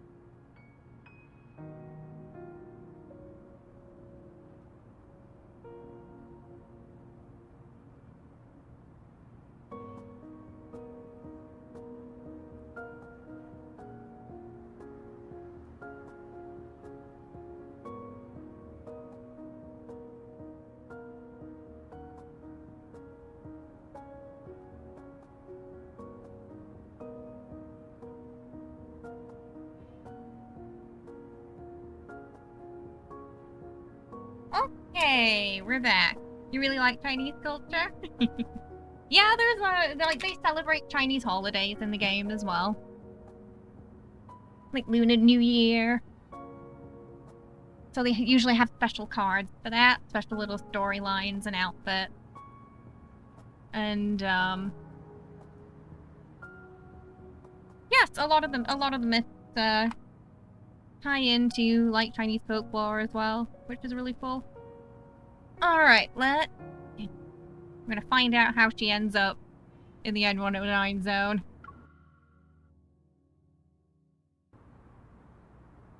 The warm night breeze rises from the sea, carries with it the sand of something.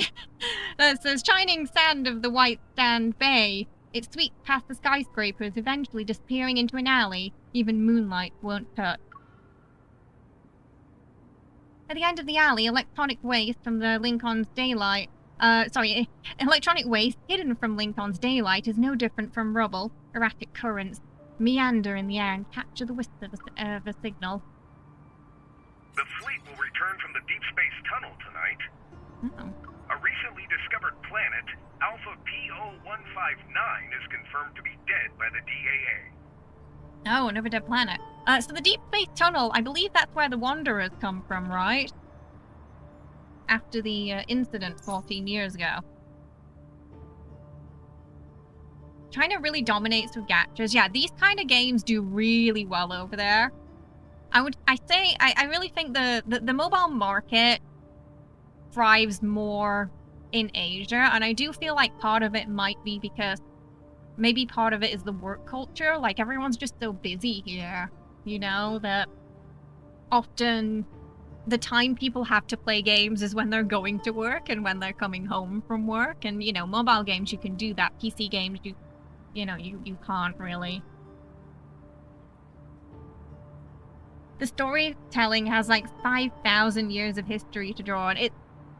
Honestly, I've never seen a mobile game like that. And usually I stay away from mobile games because I'm not too fond of them. I find a lot of them to be quite predatory, but yeah, this is something else. I can see why it was so popular last year. I think it was one of the most popular like gacha games, and it made the most money. You agree, shows, movies, etc. from China, Japan, Korea are so great. They get emotional when you don't want to. Oh yeah. When you know, the heartbreak is always intense over here when the storyline goes there. They say you're connected to Isaiah's death. I never believed them. You would never attack your own comrades. Oh, Xavier. As you can see, I'm a monster now. You don't want to end up like me, right? But sooner or later, you'll be walking down this path as well. Only she can save us. You, of all people, should know. That thing is with her. I've seen... Is that us? A gleaming red blade rests against the man's throat. He stopped talking immediately. He doesn't even dare to swallow. Until that day comes, no one should even think about getting close to her. Oh, okay, it's probably us, right? The same goes for me. So Xavier's the time traveler. So he has a baby face, but he's actually like, really old. You're still stubborn, huh? What's the point? I don't need to explain myself to traitors. That's how you're describing us? Have you forgotten about your home? Our home? Xavier, you're the traitor. On the edge of darkness, a blinding light culminates into a muffled grunt as the flesh is stabbed. A lot of the other gachas backed off making male characters because they think women don't spin. You're really glad that this game trounced them. Oh, is that true? Ah, so they thought that, so Busty McGee kind of, gachas were more popular then, I guess. Or they were the only ones that existed. The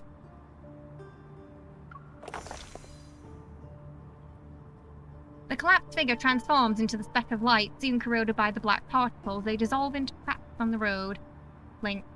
I do remember, though, I think it was the CEO of Infall did mention that one of the reasons why this game has predominantly female developers is they wanted to see more games for women developed by women, as they felt that would ultimately make them do better as well. because they're made for the target audience by the target audience. Oh, Genshin. Oh, I see. Oh, is Genshin... Okay, people mentioned Genshin to me, but I didn't know it was a gacha. He picks up the item and steps out of the alley, his feet crushing the messy reflections of neon light scattered on the dirty water surface. Cleanup isn't necessary. No one would notice there being one less person of their kind. Besides, the city is riddled with filth. Oh, we're at the nest now. Without a doubt, Alpha P0159 Stera energy has been depleted. What we're seeing is a faint glimmer emitted from the farthest reaches of the universe, an echo from 300 million years ago. A young man tosses something over to the bartender behind the counter and plops onto a corner seat. A loose woolly hat keeps his face covered in the shadows. Since when was the nest interested in astronomy? How am I supposed to know? Blame the Deepspace tunnel. We've never been this close to the cosmos before. The bartender looks down and sees the damaged protocore. He uses a bar towel to wipe off the crimson smear lingering on it. You always take bounties but never accept the rewards. I wonder if you have a grudge against them. Isn't gathering personal information your specialty? Besides, it's possible that I'm on your bounty list too. Tomorrow night, it'll be hunting day again. Will you join in on the fun? Someone deliberately stirred up some trouble in the nest today, but he doesn't have the patience for it. Not interested. Where is it? The bartender shrugs, reaches under the table counter, excuse me, and pulls out a dark-colored envelope. Sliding it over, he leans in. Don't say I didn't warn you. Pay attention to wandering eyes. He's been doing that since the beginning. There are 3 pairs. It's likely his actions in the alley caught their attention. After all, birds of a feather flock together. If he makes his move here, he'll have another bounty on his head. He needs to be more careful in Lincoln from now on. Traces of light begin to coalesce into a long sword in his right hand. It's right over there. I wish you the best of luck, miss. So his myth is actually called Lumiere. Because he's like a light. His power is sort of like a light evil.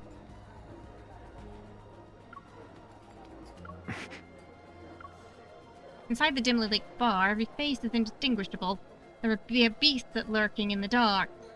Only an open door allows bright light to spill in. From that single beam of light, the silhouette of the girl emerges.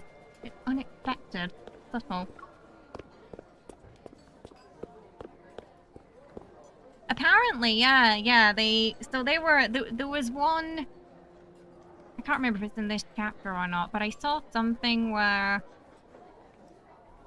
they were attacked by a wanderer, and it might be this chapter.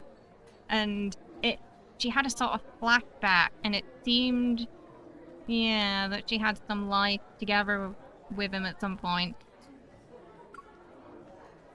As her eyes meet, he sees surprise flicker in her gaze. Follow me. Oh, he knew we were there all along.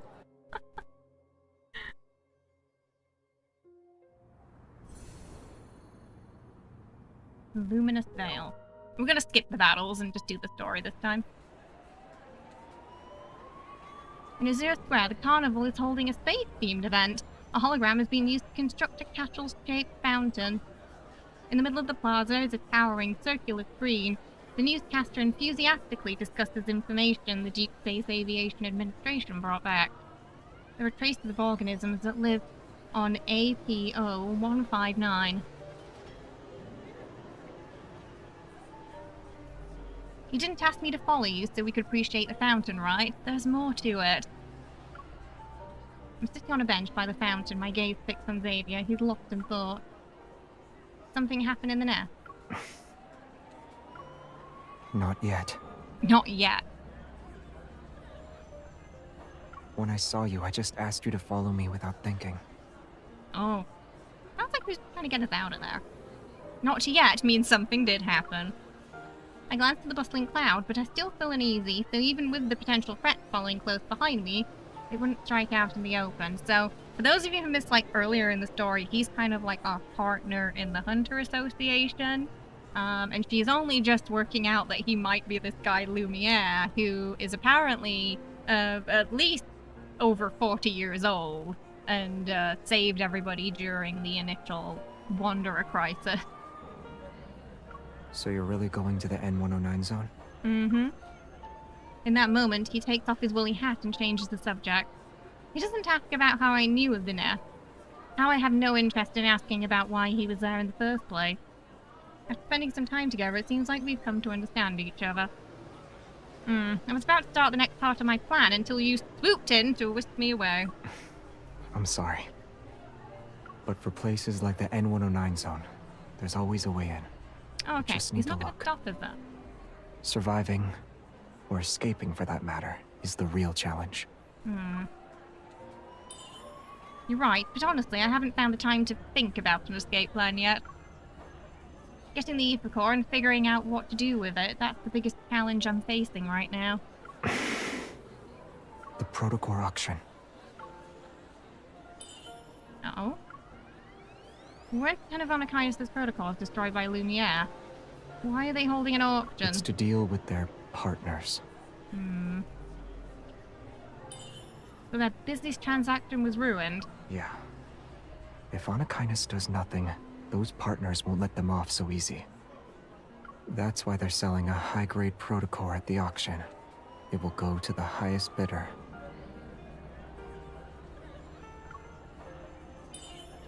The ether core, huh? I raise my head, but before I can get some answers, I notice a patrol robot hovering behind him. Its rotating eyes are locked onto as the faint red beacon flickers our way. Behind you. Don't look at it. Oh, okay. Is there one behind me? He stretches out the woolly cap in his hands and puts it on my head. Is the disguise really going to work? He rests his cheek on his hand and scrutinizes my appearance. Then a hand reaches out to pull down the hat, and suddenly I'm plunged into darkness. This will do. Okay. I take the hat off, annoyed by his calm demeanor. I don't sense any metaflux, so I doubt we're dealing with luminivores or Hespatolive pokers this time. The people trying to capture you finally decided to show up, huh? I always wondered why I find myself in the same situation whenever I run into him. It's not a coincidence, and there's a threat lurking around him. I'm always with you when you're trying to start something. Even if you want to play dumb, it's too late. It's apparently he knows him as Lumiere. It's suggested. Yeah. Because he gets free reign of the N109 zone. The only way you could do that is if you knew Sylus. So I feel like it's insinuated. Also, Mephisto was watching us in an earlier chapter when we were with Xavier in the no-hunt zone. So he's clearly keeping tabs on him. He says nothing, instead turns to look at the sprawling network of paths in the Azure Square. Flying above everyone, the patrol robots, their eyes whirring, stop moving, their focus shifts to the fountain. I need to borrow it. Okay. Borrow what?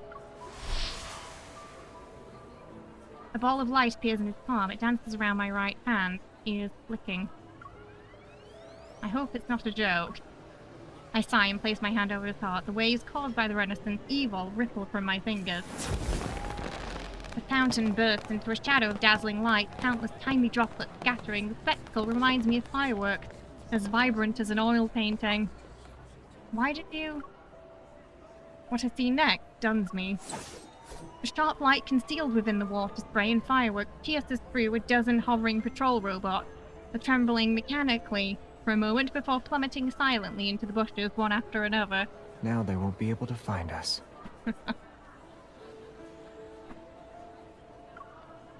He lets go of my hand, kicks the fallen robot aside, and lets it roll into a nearby pool. Let's go. Or would you like to stay here for a bit? The flickering light makes it difficult to see his expression, shaking my head and grab his wrist. A little bit, yeah. The non-animated scenes are kind of like a visual novel, yeah, for sure. You've replayed Sylus and Caleb's stories a few times, but you should just replay it all, like rereading a good book. Yeah, so this is only my second time seeing it, and I'm noticing a lot of things I missed the first time, too. So I really wanted to experience that with Kat the second time. That's why I decided to start streaming it. Because it's such a good story. Okay, we're gonna skip the battle. Go straight to Filio.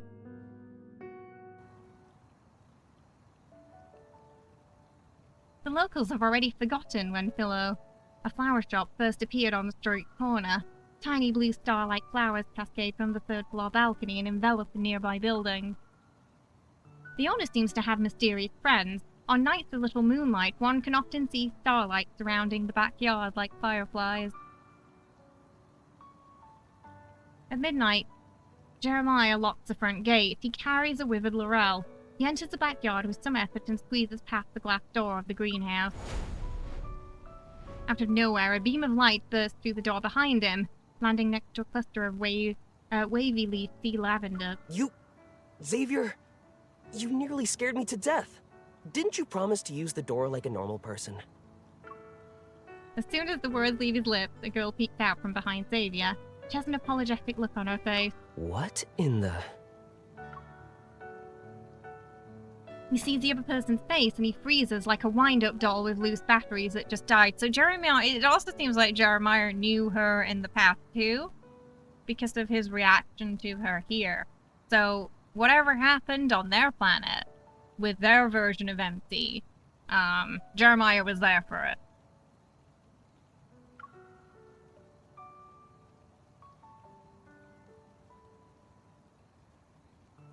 Sorry, didn't mean to scare you.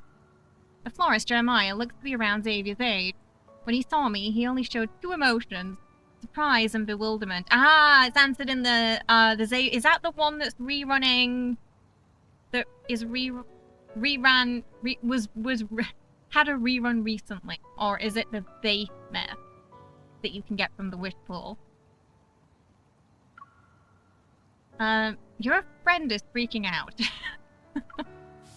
Holding a small spray bottle, he waters the dying Laurel. He's not young anymore, so he's a bit slow on the uptake now. But he's also old. Ah, not Lumiere, okay. The other one. Gotcha.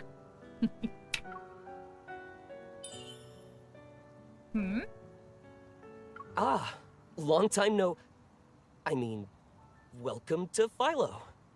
Right. Xavier mentioned you before. You're colleagues, I'm pretty sure. It's a pleasure to meet you. The awkward greeting ends under his watchful gaze.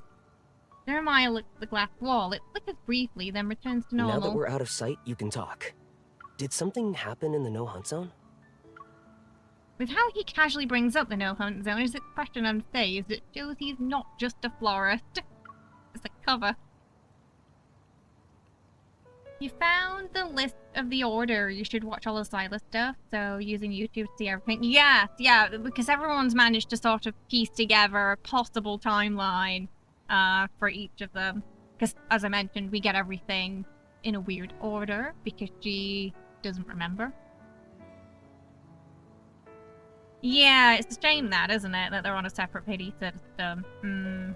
And we don't know if the solo and multi-banners are ever going to rerun. We know the myths are, but we don't know about the solo and multi. Yeah. He's shaking his head. Are there any unused identities left in the vault? She needs to get into the N109 zone, but lacks a disguise. Wait, you're actually going to help me? Didn't you say you still need to think of an escape plan? Laws don't exist in the N109 zone, but knowing the right people can come in handy. If your reputation is good enough, even the ones who want to mess with you will think twice. Ah, I got it now. The glass wall flickers again and becomes a screen, and a dazzling array of identities appear on it. Got anything in mind? I can customize it to suit your needs. I pause and give Xavier a puzzled look. But all he does is touch his temple, remaining silent as he continues to water the laurel. Let me think. Surviving the N109 zone isn't enough. What I truly need is in the auction, so I need to be someone who can negotiate with Monokinus, and when I talk, I don't end up revealing my identity. Do you have one known for being disgustingly rich? As a rapid clacking of keyboard fills the room, images gradually come to life on the screen. A young woman, perfectly dressed, is about to step into a black limousine. Men in suits are by her side, along with a group of fully armed guards. She wears an intricately designed veil. Beneath it is her face. My face. Heiress from the Grand Duchy of Guarans. Born with a diamond spoon, your wealth rivals that of nations. What do you think? Oh, that ought to do it. Isn't it a bit too much? Jeremiah nods and once again gets back to work. The woman on the screen now wears a black outfit. Everyone else follows suit. Their previous attire now black formal wear with sunglasses. Heiress to a mysterious crime syndicate. Last name is... well, we should just use yours to keep your story straight. I'll create a comprehensive profile and put it up on the dark web. I can make it convincing enough to the point where even professionals will have a hard time distinguishing fact from fiction. Just a florist. That's one thing. Obviously, you play announced banner week or months in advance, you can save. Yeah, it would be nice to have a roadmap, wouldn't it? Yeah, I think that's one of the reasons why there has been some leak, but also it seems like they have a weird thing going on where people go to work at the company with the intention to leak things, which is kind of crazy. So it seems like the competition between the games and there is kind of intense, because they had like a Wonka Slugworth situation, which is wild. But it would be nice to have a roadmap, yeah, an official one.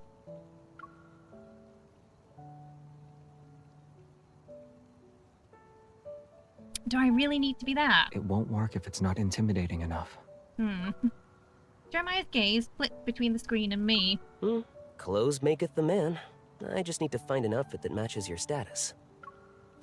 The spray bottle that's been aimed at Lorel quickly moves and sprays the gesturing hands to estimate my clothing size. She can do it herself.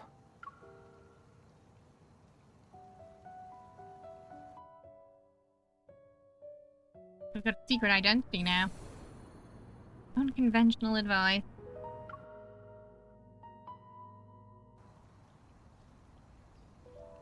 Once everything's done, Jeremiah leaves the greenhouse to begin his deception. Jeremiah's kind of cute, isn't he? The breaking dawn meets the chirping of birds as they reverberate atop the greenhouse. I turn my head to look at Xavier. What's wrong?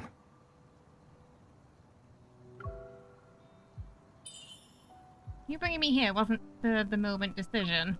You knew for a while that I'd be going to the N109 zone. You already had a plan to help me sneak in, right?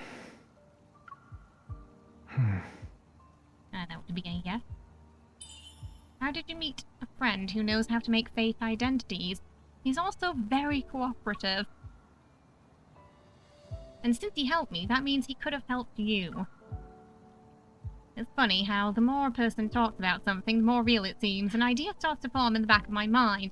I stare at him, searching for clues from his expression. I'm just a normal deep space hunter. That's not true. Just a hunter.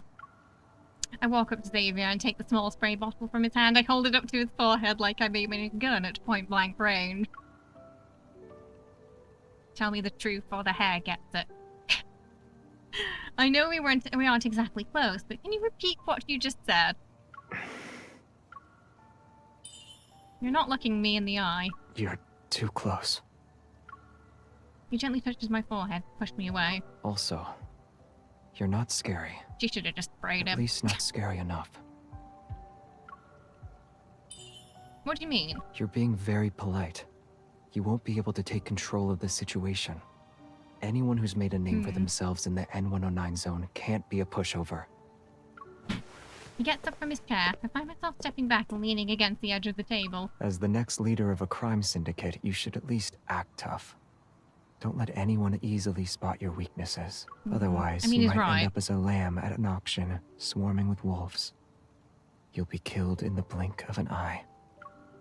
A sharp blade of grass poked my chin. The arrogant ones always like to look down on people. I can't help but chuckle. I lift my head and respond. And? Your shoulders are stiff.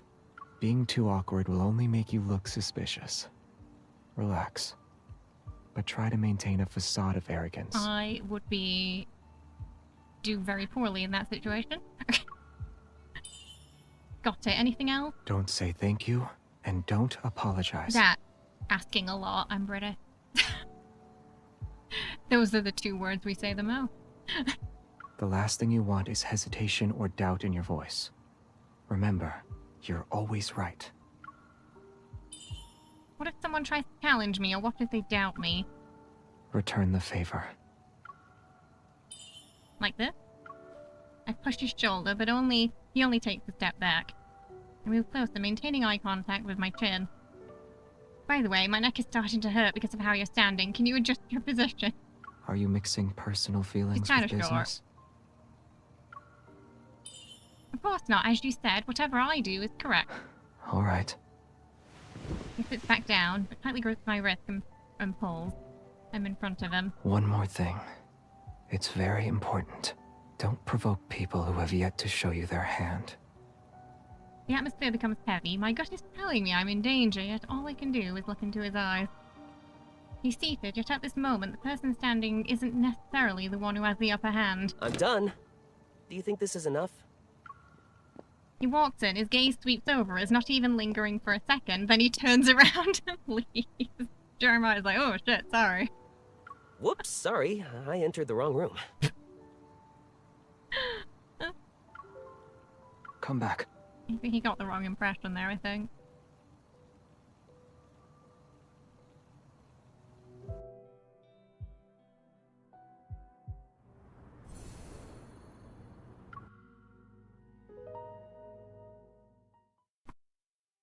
Here's the family crest. Pretty cool, right? Wear it, and anyone who's in the know will see you're important. It also means whoever approaches you isn't a random person wanting to have a chat.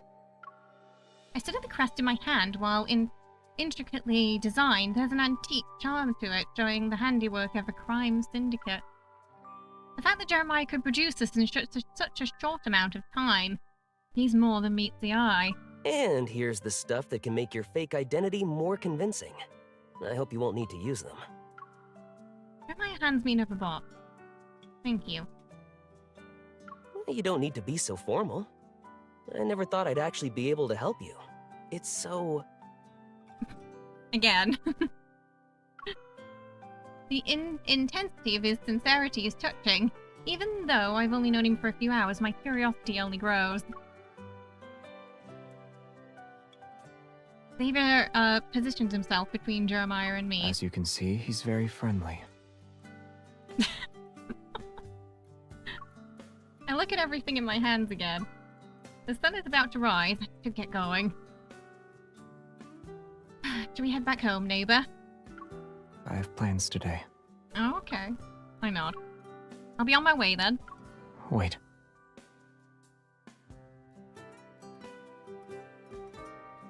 I hold my breath and soon feel a faint prickling sensation from my earlobe, like a gentle jab that's gone in an instant. It's a secret transmitter. Ooh. Even if you're somewhere in the N109 zone with no signal, we can still track your location. I touch my ear, but don't find any trace of it. A tiny capsule is placed in my hand. An inhibitor. Take it before you meet up with anyone. You'll be temporarily immune to 98.7% of neurotoxins. 98.7. Still room for error. He slips a very thin, hair-piece item into my sleeve. I raise my arm and squint before I see a needle with liquid inside. What's this? Self-defense. It's not too strong. Oh, tranquilizer, just enough to okay. take down an elephant. That'll probably come in handy. They're just so good at making eyes. They all have eyes that are more beautiful than any human ever could. Yeah, and they do, you know, a lot of games have that issue where the eyes look a bit dead, so to speak. But they have quite a lot of emotion, in their gaze alone, which is quite impressive. Again, for a mobile game. Hey, Wriggle, how are you? You think Xavier's sus? They're all a little sus, yeah.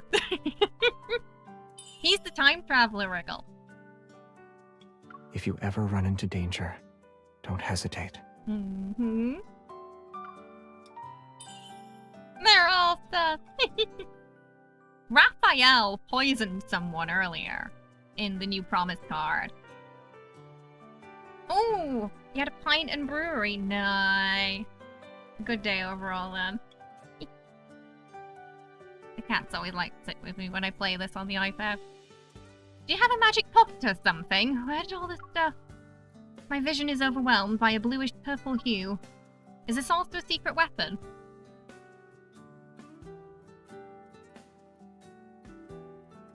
It's flowers. Oh. Of course I know it. But why are you giving it to me? Do I need a reason? He lowers his head. He appears to be actually thinking. They just happen to blossom. So, I sincerely hope you'll accept them. They really, yeah, they do, don't they? Yeah. Except, yeah, we're not sure if Thane does yet.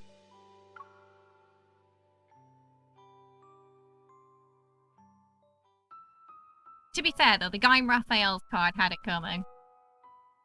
The girl's figure fades into the dawn. The lights in the greenhouse dim like a fire on the verge of being extinguished. I think we're going to see sort of something that happens when we're not there now. A little bit of insight.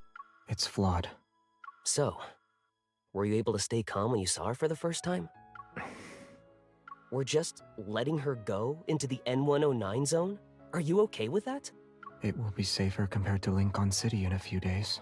You know, something's gonna happen that we don't. And we can use that time to take care of the stuff lurking in the shadows. But I need to ask, do you really not care about our non-intervention principle anymore? Some already stopped caring about it. Otherwise, the explosion at her home wouldn't have happened, and the truth that's been hidden for so many years wouldn't have started to emerge. So as far as we're aware, Caleb died in the explosion along with Grandma, too. Do you know how long we've been here? All those faces in the backtrackers, I can't remember them. Don't you have the feeling that people's memories of us are also becoming fuzzier? Especially in recent years. Yes, so one of the reasons why I want to get the story done soon, maybe this month if we can, is because there are talks on the street that this summer we might get an update to Sylus's main story branch, so I'm hoping we can sort of finish before anything gets added there. But yeah, every month there's pretty much like a new banner with a story card. So today we did 2 story cards for Raphael and Sylus from the Promise, which is like a season kind of thing. And they usually have 2 cards, 2 4-star cards that you can get for those. And we had, yeah, 1 story with Raphael where he went to get revenge on someone who murdered his art teacher, and another one with Sylus where we were jumping from a plane that was going to explode and crash because someone stole some protocors from it. So yeah, there's a lot of content added every month. I agree that sticking to the non-intervention principle is pointless, especially for us whose presence here was always a mistake. And mistakes are bound to be corrected sooner or later. Maybe we're slowly being erased as we speak. Like Back to the Future. Just like a planet that strayed away from orbit, only to be ripped apart by gravity. How's Trace back too? It can send out simple signals, but the positioning system still needs some work. Is there really someone on the other side of the Deepspace tunnel who can respond to us? You will return in one piece. I'll make sure of it. Having Evol doesn't make you invincible. And this isn't Phylos. And we, you know, aren't truly immortal. Our kind, I mean. Not every planet in the deep space shines, or rather they don't shine forever. Piercing through a veil of light, decaying celestial bodies are nothing more than skeletal ashen rock with ring-shaped mountains. Cosmic dust coalesces into the asteroid, and their surfaces adorned with algae that couldn't be considered a sign of life. A faint glimmer of light gradually emerges in the distance and spreads out from the horizon. The morning light manifests on one side, and on the other is the beginnings of a misty night. It makes sense, like soap opera style, but in-game. Kind of. So the idea behind it is that you collect memories because she doesn't remember anything from her previous life. She only remembers the basically the present life. It's like she dies, and then when she comes, because she's kind of immortal. When she comes back, she has no memory of anything. So you're collecting memories in those cards that slowly piece the story together. So it's quite ingenious, really, the way it works, where you're getting the story in a strange order because that's how she's experiencing the story too. I think so, yeah. I think, didn't Sylus' myth also take place on there? There's a few different myths. I think Caleb's, didn't we go there with Caleb as well in the recent one? Yeah, so I think there's a lot of her previous lives seem to be on Philos. Yeah, from my understanding. Hang on. Oh yeah, I remember. Hang on. There's a thingy. Give me a sec. In here about Philos, so we can just explain it. Or we saw it last night.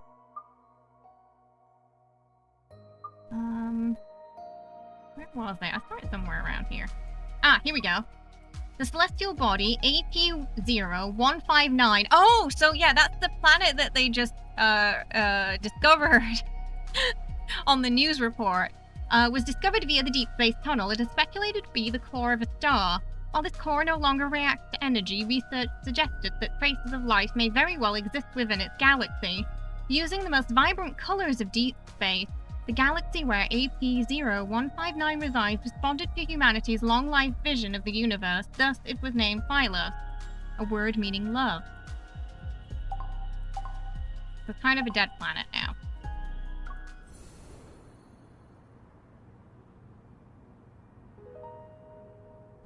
Yeah, we're here, aren't we? 9.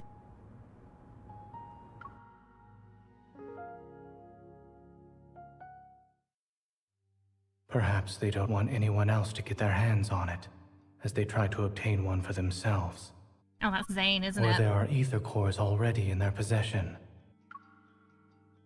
That's why they're selling a high-grade protocore at the auction. It will go to the highest bidder.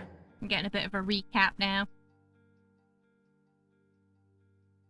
It's like an alternative Philos.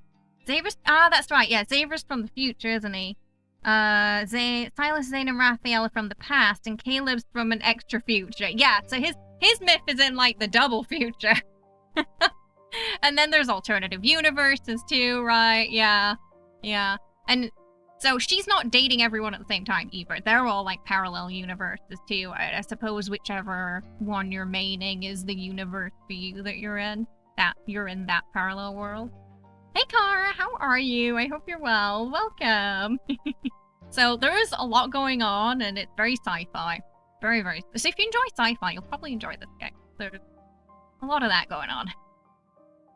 Laws don't exist in the N109 zone, but knowing the right people can come in handy. If your reputation is good enough, even the ones who want to mess with you will think twice. That's good! The Sylus card was really, really good. We did Rafayel's as well. That was really fun. So yeah, highly recommend the new Promise cards. They're great. Super fun. I confirmed the location of the ether core, and I have a fake identity that can keep me alive. Now I need to figure out how to get to the N109 zone. Why not come up with a master plan? Become the best bait for Anakinus. Rafayel? Maybe a small opening is all it will take to get them to expose themselves. Be the bait that is the most valuable. Resolved, I pick up my phone and dial Raphael's number. The car is never late nor early. She arrives exactly when she means to. Are you free right now? Why? Meet me at the nest. Show me how to fish. Did he forget already? Oh, here we go. Now you'll see what he does. Weren't we supposed to meet up at 11? Where's Rafayel? It's hunting day. There are more people here than last night. Hopefully everything will go according to plan. Ultra-dangerous protocors, nothing illegal. And lots more in stock. Are you interested, miss? Haven't seen you before. I'll give you a discount. One Narcissus, and you've got yourself a deal. Where did you get them? Why don't we start with... Don't you think it's a little weird to do business with newcomers? If I'm the newcomer, then you must be the veteran? You're today's shining star. The little secrets I carry aren't worth the trouble. Got your bait ready? Yeah, I'll play their game and let myself be taken into the N109 zone. Which means we need to cast the line. Should be easy enough. Here. What's this? Write your bargaining chip on it. Okay.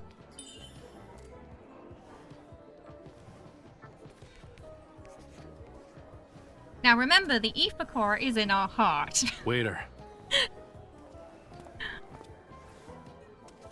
It is inside our body. Who's he going to tell?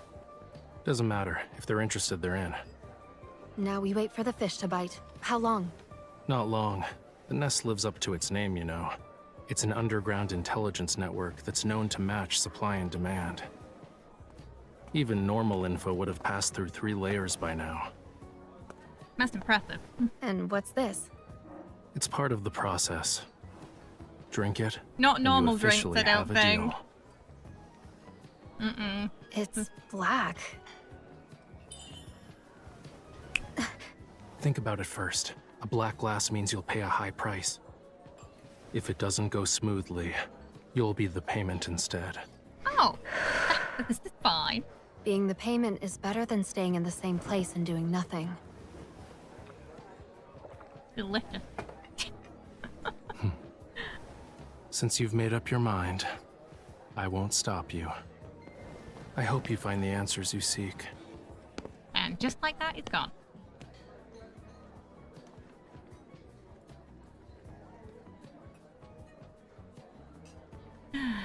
We're in trouble. So just remember from earlier, the card earlier today where he talked about selling us all.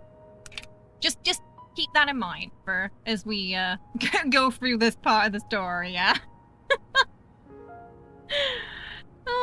Right? Hopefully, you know, fingers crossed we'll get something this summer. Because it's so good. So good story. So far, everything looks normal. Oh, there's Lumiere. Lumiere. AKA Xavier. Wanted. That, ooh, for a I lot. guess it's to be expected. So many people are after him. Hey, move aside. you- It's about to start. Wait, it's probably better if I stay low-key. More people are here. They're surprisingly calm.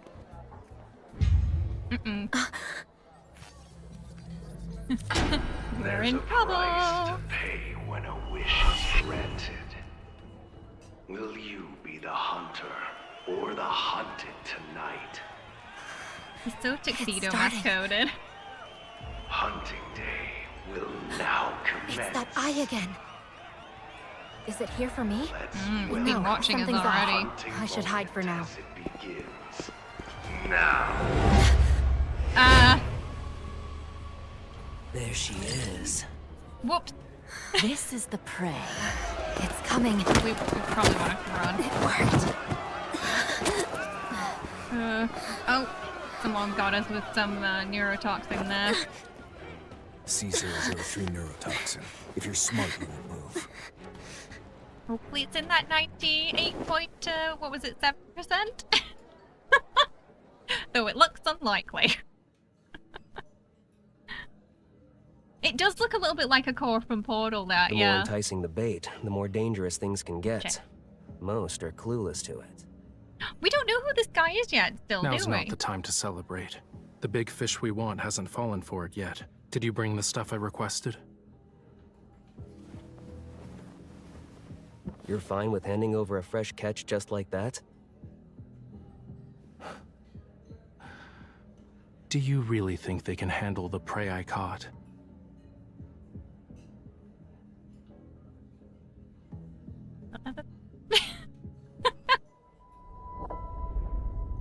Trace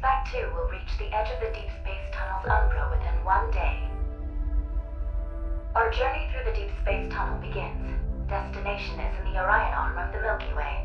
Once the home of humanity, Earth. Oh, our planet. Activating course correction engine. The final countdown has been initiated.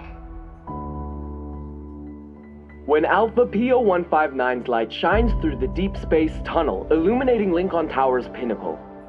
The closest we've been to it in the last 4.6 billion years. Xavier said something bad's gonna happen. This galaxy's name is derived from the old word philo. It's the most exquisite gem in deep space. Philos. Humanity remains shackled to time. Fortunately, there are other lives in this boundless, starry sea. Tonight's weather, clear sky with winds around 7 miles an hour. Everything is serene inside the deep space tunnel. Good night, Lincoln City. May you rest in the Milky Way's embrace, drifting in long and happy dreams.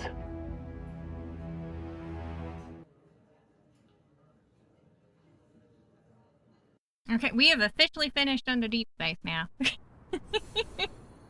Which means next week we can get to long-awaited revelry. Which is a good one. We did all of this. And next week we're going on to the... when she goes to the M109 zone. Okay, we still got the spring event to check out this week, as a couple more story branches unlocked for it. So we can continue that as well.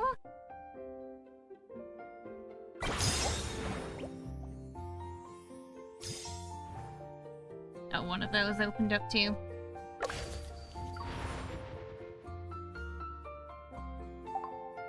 Okay. I think we did chapter... I think we only did up chapter 1, right? Last 3? I think it was chapter 1, so we'll start on chapter 2. We've got 2, 3, and 4. But the ending isn't unlocked yet, so we might check that out next week. Yeah, next week we can check out that.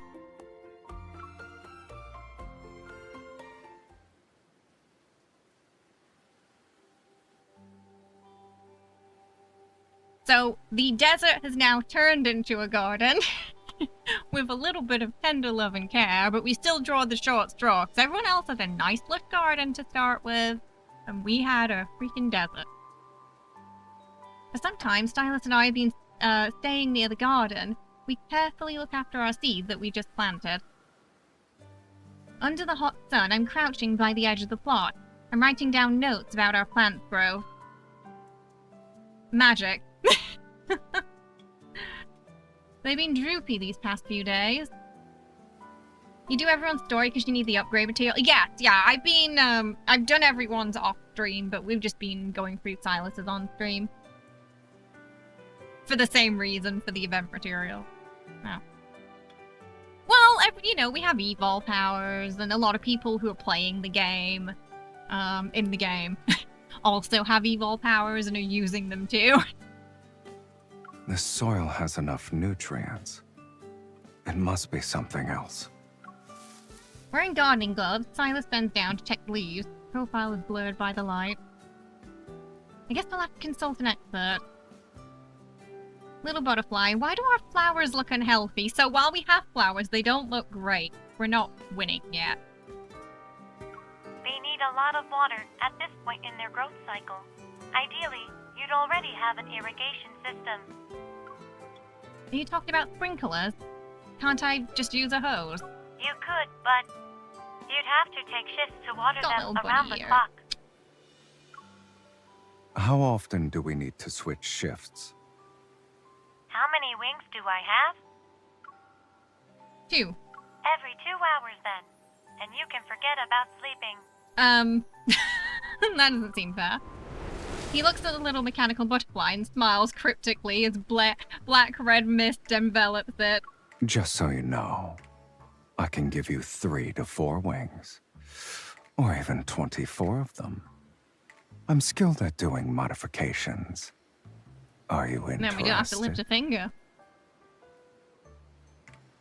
What are you doing? Help! I narrow my eyes at the butterfly that's floating helplessly in front of me. How this ends will depend on your actions. Since we're working tirelessly day in and day out, can't you get as a sprinkler system as a reward? The existing water supply can't be converted into a sprinkler system. You'll need a stable, large source of water. I shoot him a look, and he understands what I'm implying. He tightens his grip on, and the auto starts beeping. Warning! Warning! Violating the rules will reset all your in-game points. I sigh and gesture towards him to release it. I guess we'll have to find a water source ourselves, so we can't cheat. He is, yeah. So he's pretty huge, torso-wise, yeah. He has super broad shoulders. We don't need to look. There's a lake on the mountain. You've been collecting... Oh, yeah, 76 also has a spring event right now, too, doesn't it? Yeah, where you have to collect flowers. Kind of similar. Except we're just growing them. And sure enough, there's a lake. However, it's contaminated with metaflux from a wanderer's rampage. So even the bloody lake contaminated. We don't even get a proper lake. We get contaminated, dirty water and a bloody desert.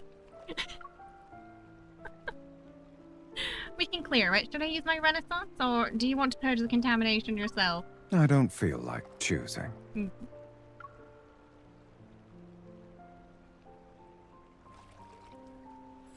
The energy from our resonance flows through our tightly grasped hand.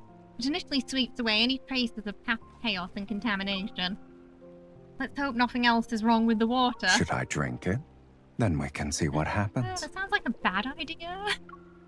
Absolutely not. Drinking unfiltered lake water is a terrible idea. I doubt it turned me into one of those legendary mountain spirits you like reading about. Something far worse could happen. Trying to be serious, I take his hand, acting as if I'm injecting him with something, and poke his arm a few times. I'll have to take you to the hospital for blood tests. We need to see if you got infected with any weird bacteria. Then everyone will know that Onychius' boss man drank dirty water. Doesn't that scare you? Are you treating me like a child now? Grown-ups don't chug water from random lake. Keep that in mind, boss kid. I mean, she's not wrong. As soon as I laugh, he flicks my forehead like always. I rub the spot but don't mind, and then I drag him along for a lakeside inspection. My watch says the lake has returned to being safe. I guess we can use the water now. He brushes aside some gravel near the lake's edge. A tiny cluster of wildflowers struggle to bloom. His leaves quiver in the breeze and release a faint energy wave. I glance at his hand. What's that? It's a small, harmless life form made of energy that hides in the wildflowers. The energy from our resonance must have attracted it. A few dark red specks of light rest on the back of his hand, and I reach out to try and get a closer look. And then they fly away. They settle on another wildflower nearby, and its wilted leaves begin to perk up slightly. Wait, do they help the plants grow? We should take some back to our garden. I signal him to follow me quietly, but these creatures are too alert. They slip past my fingers and dart behind me. I spin around and crash into his chest. A wall. Did you ask me to follow you just so you could ambush me? Right. Right, Agora. Why didn't you move? I thought you... Why would I move away from you, though?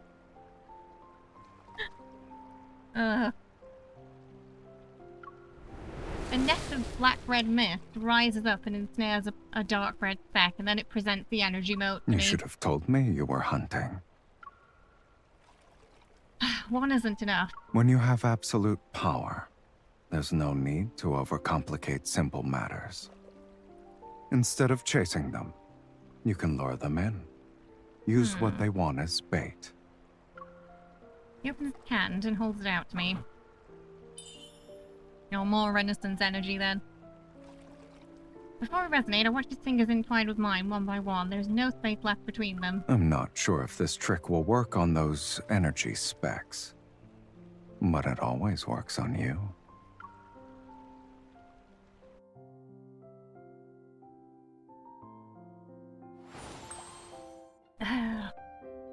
All the others have it so much easier. They get like a nice garden to start with. This one with us is like the struggle bus the whole way through each chapter.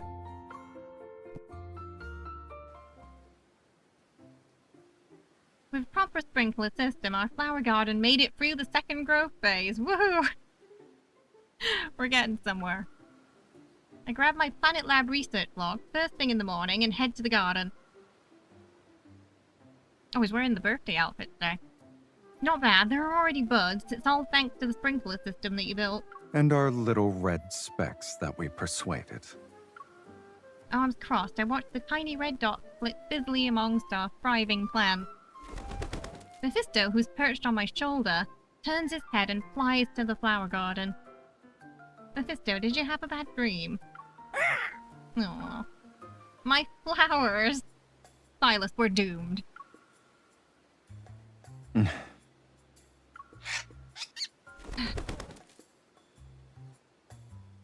strange parrot puddles pitifully near my hand. It looks like a prisoner who got bullied. If we didn't catch it in time, you'd be the one having nightmares right now. Looking at the gnawed buds scattered on the ground, our spooked red specks, I feel dismay. Now we finally got it working, and now's a bloody parrot.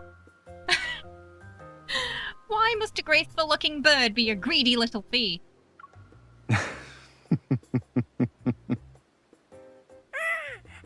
Well, someone's having a good time. His laughter, accompanied by Mephisto's cawing, does nothing to help me calm down. If you two keep laughing, you'll be the ones I vent my frustration on. This parrot has an injured wing. No wonder it looks pitiful, but I still feel sorry for the buds and red specks. Then let's help it recover first. We can punish it later, kitten. What? Sylus is doomed! Sylus is doomed! Sylus is doomed! This makes me worry that, you know, we've had all, like I said earlier, we've had all these cute cards, and there's been a little bit of what feels like foreshadowing for just, like, heartbreak and chaos coming later.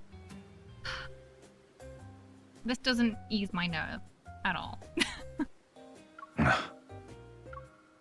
My sympathy for the parrot quickly fades and is replaced by irritation that is aimed at Sylus.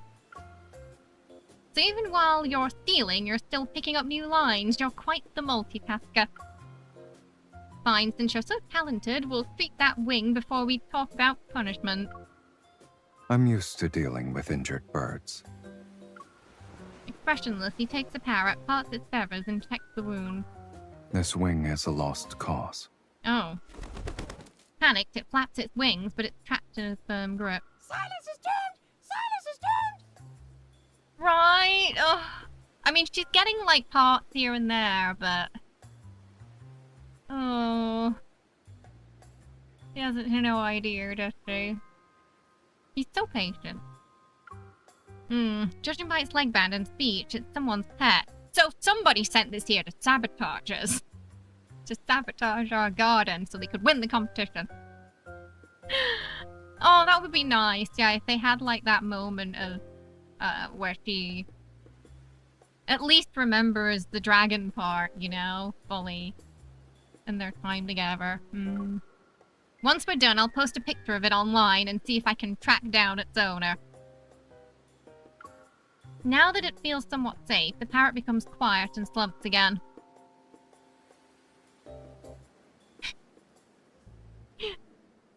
He sits on the sofa while I temporarily place the parrot now treated on top of his head.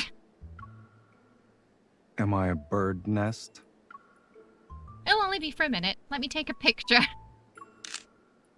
I quickly press the shutter, but the restless parrot ends up a blur in the photo. Why is it so energetic? Did our flowers have some special effect on it? It's just nervous. I give him a skeptical look. He leans back and pulls me into his lap. He lowers his head so his nose brushes against my ear. The parrot slides onto my head. It's scared of me. However, it won't move around if it's on your head. At some point, he grabbed my phone and took a picture. In the photo, our hair is mingling, and the parrot is perched on my head. So it likes me, huh? I guess I do have a way with birds. Messy must be the exception. Birds don't show affection by staying still. Maybe it likes the smell of my shampoo? I'll replace all your shower products at the Otacina space with mine next time. Suit yourself. The fact that he would let her do that. I hear rustling above my head, so I turn on my phone's front camera. I wish we got like a shot of the parrot on her head. The parrot's busy preening. It's even attempting to tuck a feather into my hair. In the picture, the feather is a brilliant hue and Silas's brush is equally colourful. That actually means it liked me, right? Give me your phone. I'll post the lost pet notice. Little saboteur, more like it.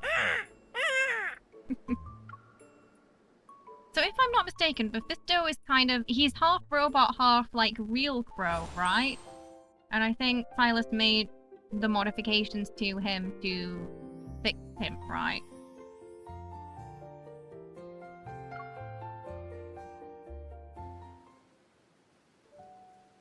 Before we know it, the flower buds are about to blossom, yet the cold weather has caused them to stall. Yeah, you got that impression with Mephisto too, yeah. He has a soft spot for animals. He always says he likes them more than humans.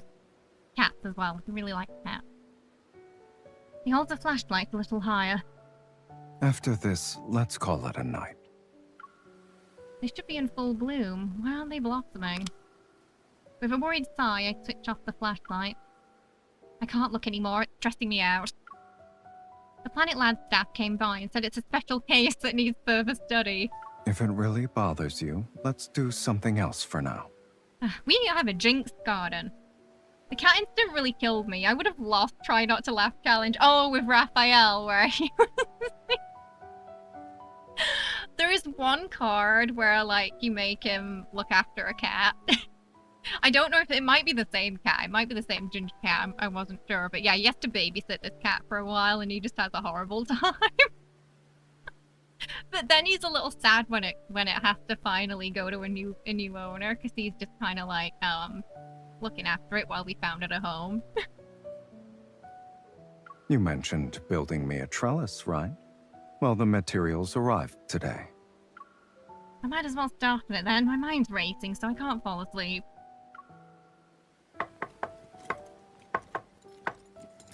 We're a very fast builder.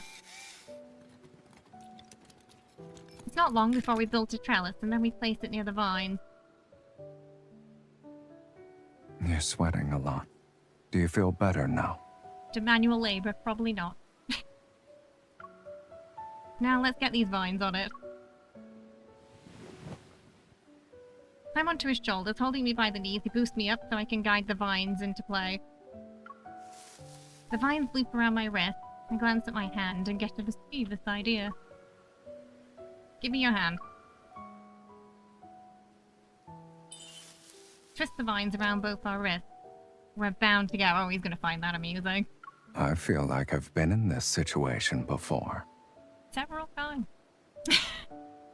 You'll see in the main story next week what happens, but also as an incident in the myth as well, where they're sort of connected to. I'm in control though, you can't escape. So you're offering yourself as my chain? I'd be an idiot to say no to that. Shifts his weight and pulls me into his arms under the trellis.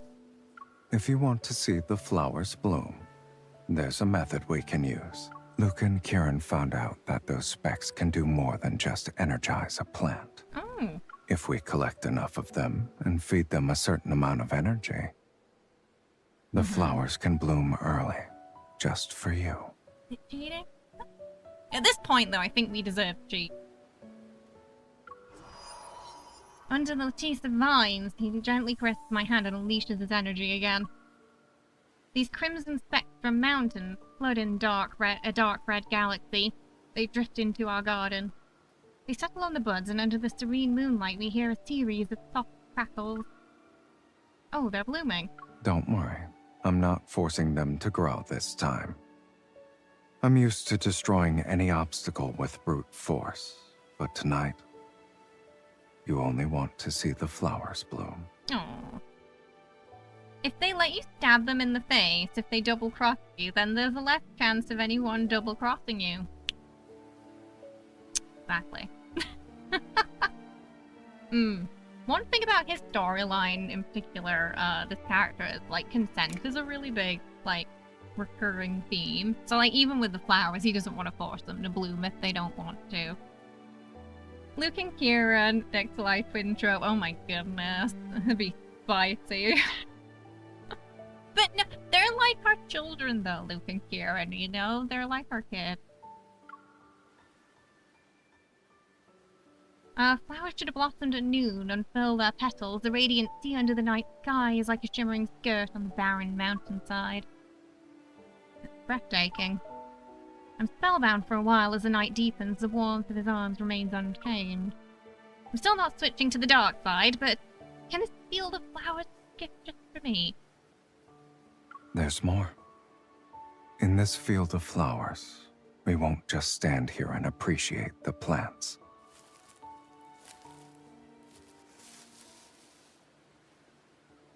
Me up and carries me, then finds a comfortable spot. The sweet fragrance envelops us. Aww. I think, wouldn't it be cool if in, like, the next banner, something happens and she ends up having to join on a kindness? Because, I don't know, maybe, you know, but something happens at the Hunters Association, she has to run away. I think that'd be really fun. And also, he keeps dropping hints about it. About us joining, and I feel like that's got to be a loaded gun, right? That has to be leading up to something, potentially us having to join in the past, whether we, in the future, sorry, whether we want to or not. Because it's just been mentioned so many times now.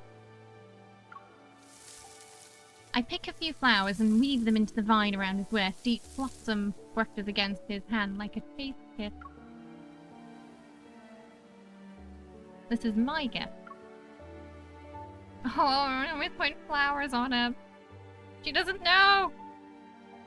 He lowers his gaze and turns his hand over, fingers tracing the vine. He guides my wrist closer, gentle kiss on the flowers. The warmth seeps through the petals. It traces my fingers, knuckles and wrist. Every touch makes them feel impossibly delicate. And this is my return gift. Aww. Be happy, kids, because I don't know how long it's gonna last. So next week we can check out the ending as well, because it doesn't unlock until tomorrow. That. Oh, I got some stuff to unlock. I already got everything, so I've only got the gold left to get. Just empty. I got all of this already. It would work as a multi-banner because she could leave the hunters right and then run off in separate timelines, and because I feel like there's something fishy going on at the Hunter Association. It does say they like handpick people too, and with everything that's gone on with Ever, I don't know, I feel like they might have something to do with Ever, maybe?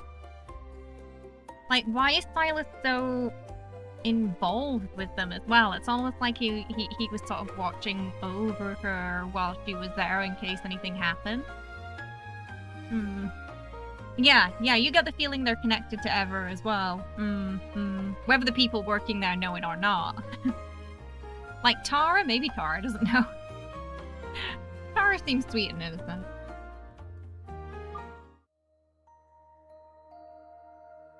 It always says that's new when I go on the emulator, but it's not. Oh,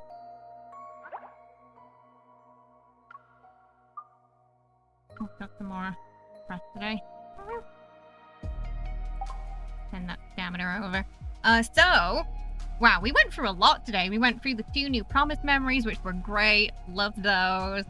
Next week, we're going to dive into Silas's branch of the main story where he got introduced. So he wasn't in the game when it first launched. A couple of months later he was added.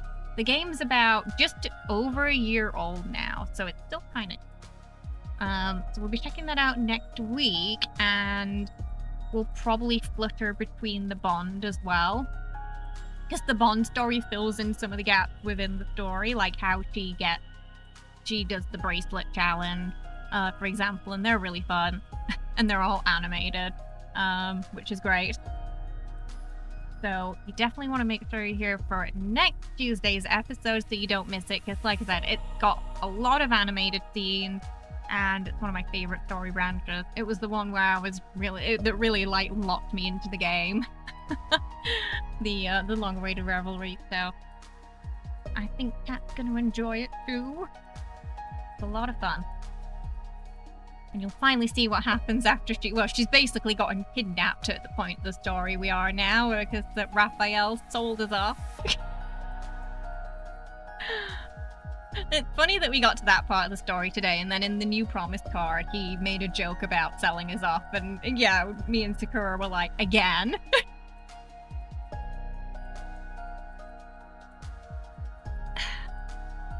Wouldn't put it past him. Oh, Mephisto came to visit. So cute. And then he's gone. Ooh. So this will be probably a good point for us to end today, but we are going to continue the story again next week. Thank you so much, everyone, for joining me today. I really appreciate you joining me on these off-stream days where I just share things that I'm interested in right now, because it's something that I'm just super into at the moment. And hopefully you've been enjoying the story as well, and you enjoyed the cards today. I got them early so we could experience them together, and I had to hold off watching them last night, and I'm glad I did, because it was good. They were good. Mephisto raids the pastries in the back and then leaves. He's a good boy. He deserves some pastry. Thank you so much for hanging out. So tomorrow, we are heading back to Expedition 33. For more heartbreak. Kenny got a little ahead of me in the story after where we left off, and he came into the room crying the other day, so potentially we're going to be crying again tomorrow. So, brace yourselves, bring some tissues, a nice, a drink, something to cuddle. Because I think we're going to need it. As we continue the story and get to know Verso a little more. Who joined the party, yeah. It's just, we cried at the prologue and we cried at the end of Act 1. I think it's going to continue to be like that. Yeah, I think it's probably going to be the game that makes me cry the most. Like, Baldur's Gate had me, tearing up quite a lot, but I think Expedition's going to beat it in terms of the amount of times I cry on stream. For sure. But, like I said, there might be a little bit of it in this. I can't get Sylus's Myth until they do a rerun. It might be towards the end of the year. But yeah, the first time I watched that, I teared up, and the second time I probably will again. So brace yourselves for that when it comes. Because it's really sad. We'll probably watch Caleb's Myth together at some point too. Also really sad. All of the myths are really tragic. Oh, so you can get some of that backstory after we, and future story after we finish the main storyline, as well, yeah. Classic JRPG move to do that, yeah, make you love characters and tear your heart out with what happens to them later. So similar things happen in this too. So that's gonna be tomorrow at 5 PM ET. These Tuesday streams are always going to start at 6 PM ET, mostly just so I can get an extra hour rest in. So they'll start a little bit later than our usual streams, which start at 5 PM ET on the Wednesday, Thursday, Wednesday, Saturday, Sunday. Wednesday, Friday, Saturday, Sunday, sorry, yes. So it's Expedition on Wednesday, Oblivion on Saturday, on Friday, Saturday, and more Expedition on Sunday. Love and Deepspace is going to continue next Tuesday with my favorite storyline. This is why I have trust issues, right? But yeah, once again, thank you so much for indulging me and joining me for these streams as we play this game, because yeah, it's one of those games where parts of it went viral and a lot of people got the wrong impression of it. I felt, me included, at the start. But honestly, there's something very special about this game that I haven't seen other games do, and the fact that it's a mobile game is absolutely wild. The only part about it I don't really like is the gacha element, but it has like a pity system and stuff, so it's not too bad. Like, you can get what you want. I've had some, like this recent event, I had to pull a lot because I kept losing the 50-50, but if you lose that the next time you hit pity, you're guaranteed to get the card at least. So I feel like you can eventually get what you want. The end of Caleb. Oh my god, what, you guys, when we get to the branch where Caleb, our who you saw get blown up in an explosion. Yeah, spoiler, he's gonna come back.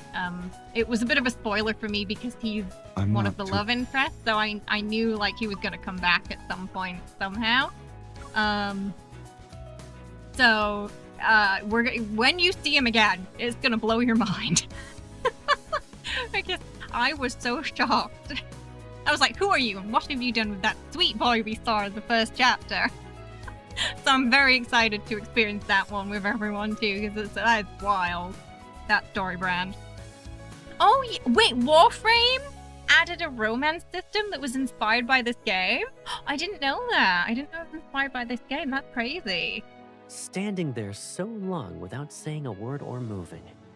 I'm talking. Hang on. They get a little chatty if you wait a while. It's either the best or worst use for... Oh no. But yeah, the story in this is just phenomenal. It's you're gonna laugh, you're gonna cry, it's gonna shock you.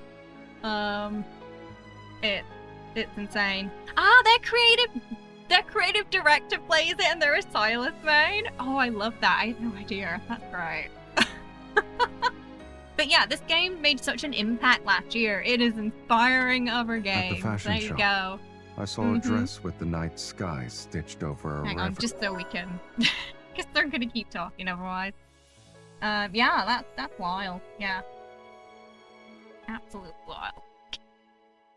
I mean, just the quality of everything in this game is phenomenal. From the animations to the artwork. Great. The mini games are so much fun. Every banner has like its own little mini game that comes with it. Alongside the standard mini games we have, like the claw machine and the kitty card as well. And then you've got your battles. It's just like everything crammed into one. I love it. I just wish it was a PC game. Because I feel like then they could animate a few more things and not have to worry about like size too much. Because it's on for handheld devices, likely they have to prioritize here and there where the storage space is going. Because every pack this game gets bigger and bigger. It's already very chunky. Alright everyone, I will see you tomorrow for more Heartbreak Hotel as we continue in Expedition 33. Hopefully we'll meet a new companion as well. There's one more we haven't met yet, but I heard they're really, really fun. And a lot of people describe them as our favorite companion, so we'll have to wait and see. Alright, I will see you tomorrow. Have a wonderful rest of your day. Yeah, and I will see you soon. Bye-bye! Yes, more emotional damage. Prepare yourself for tomorrow, chat.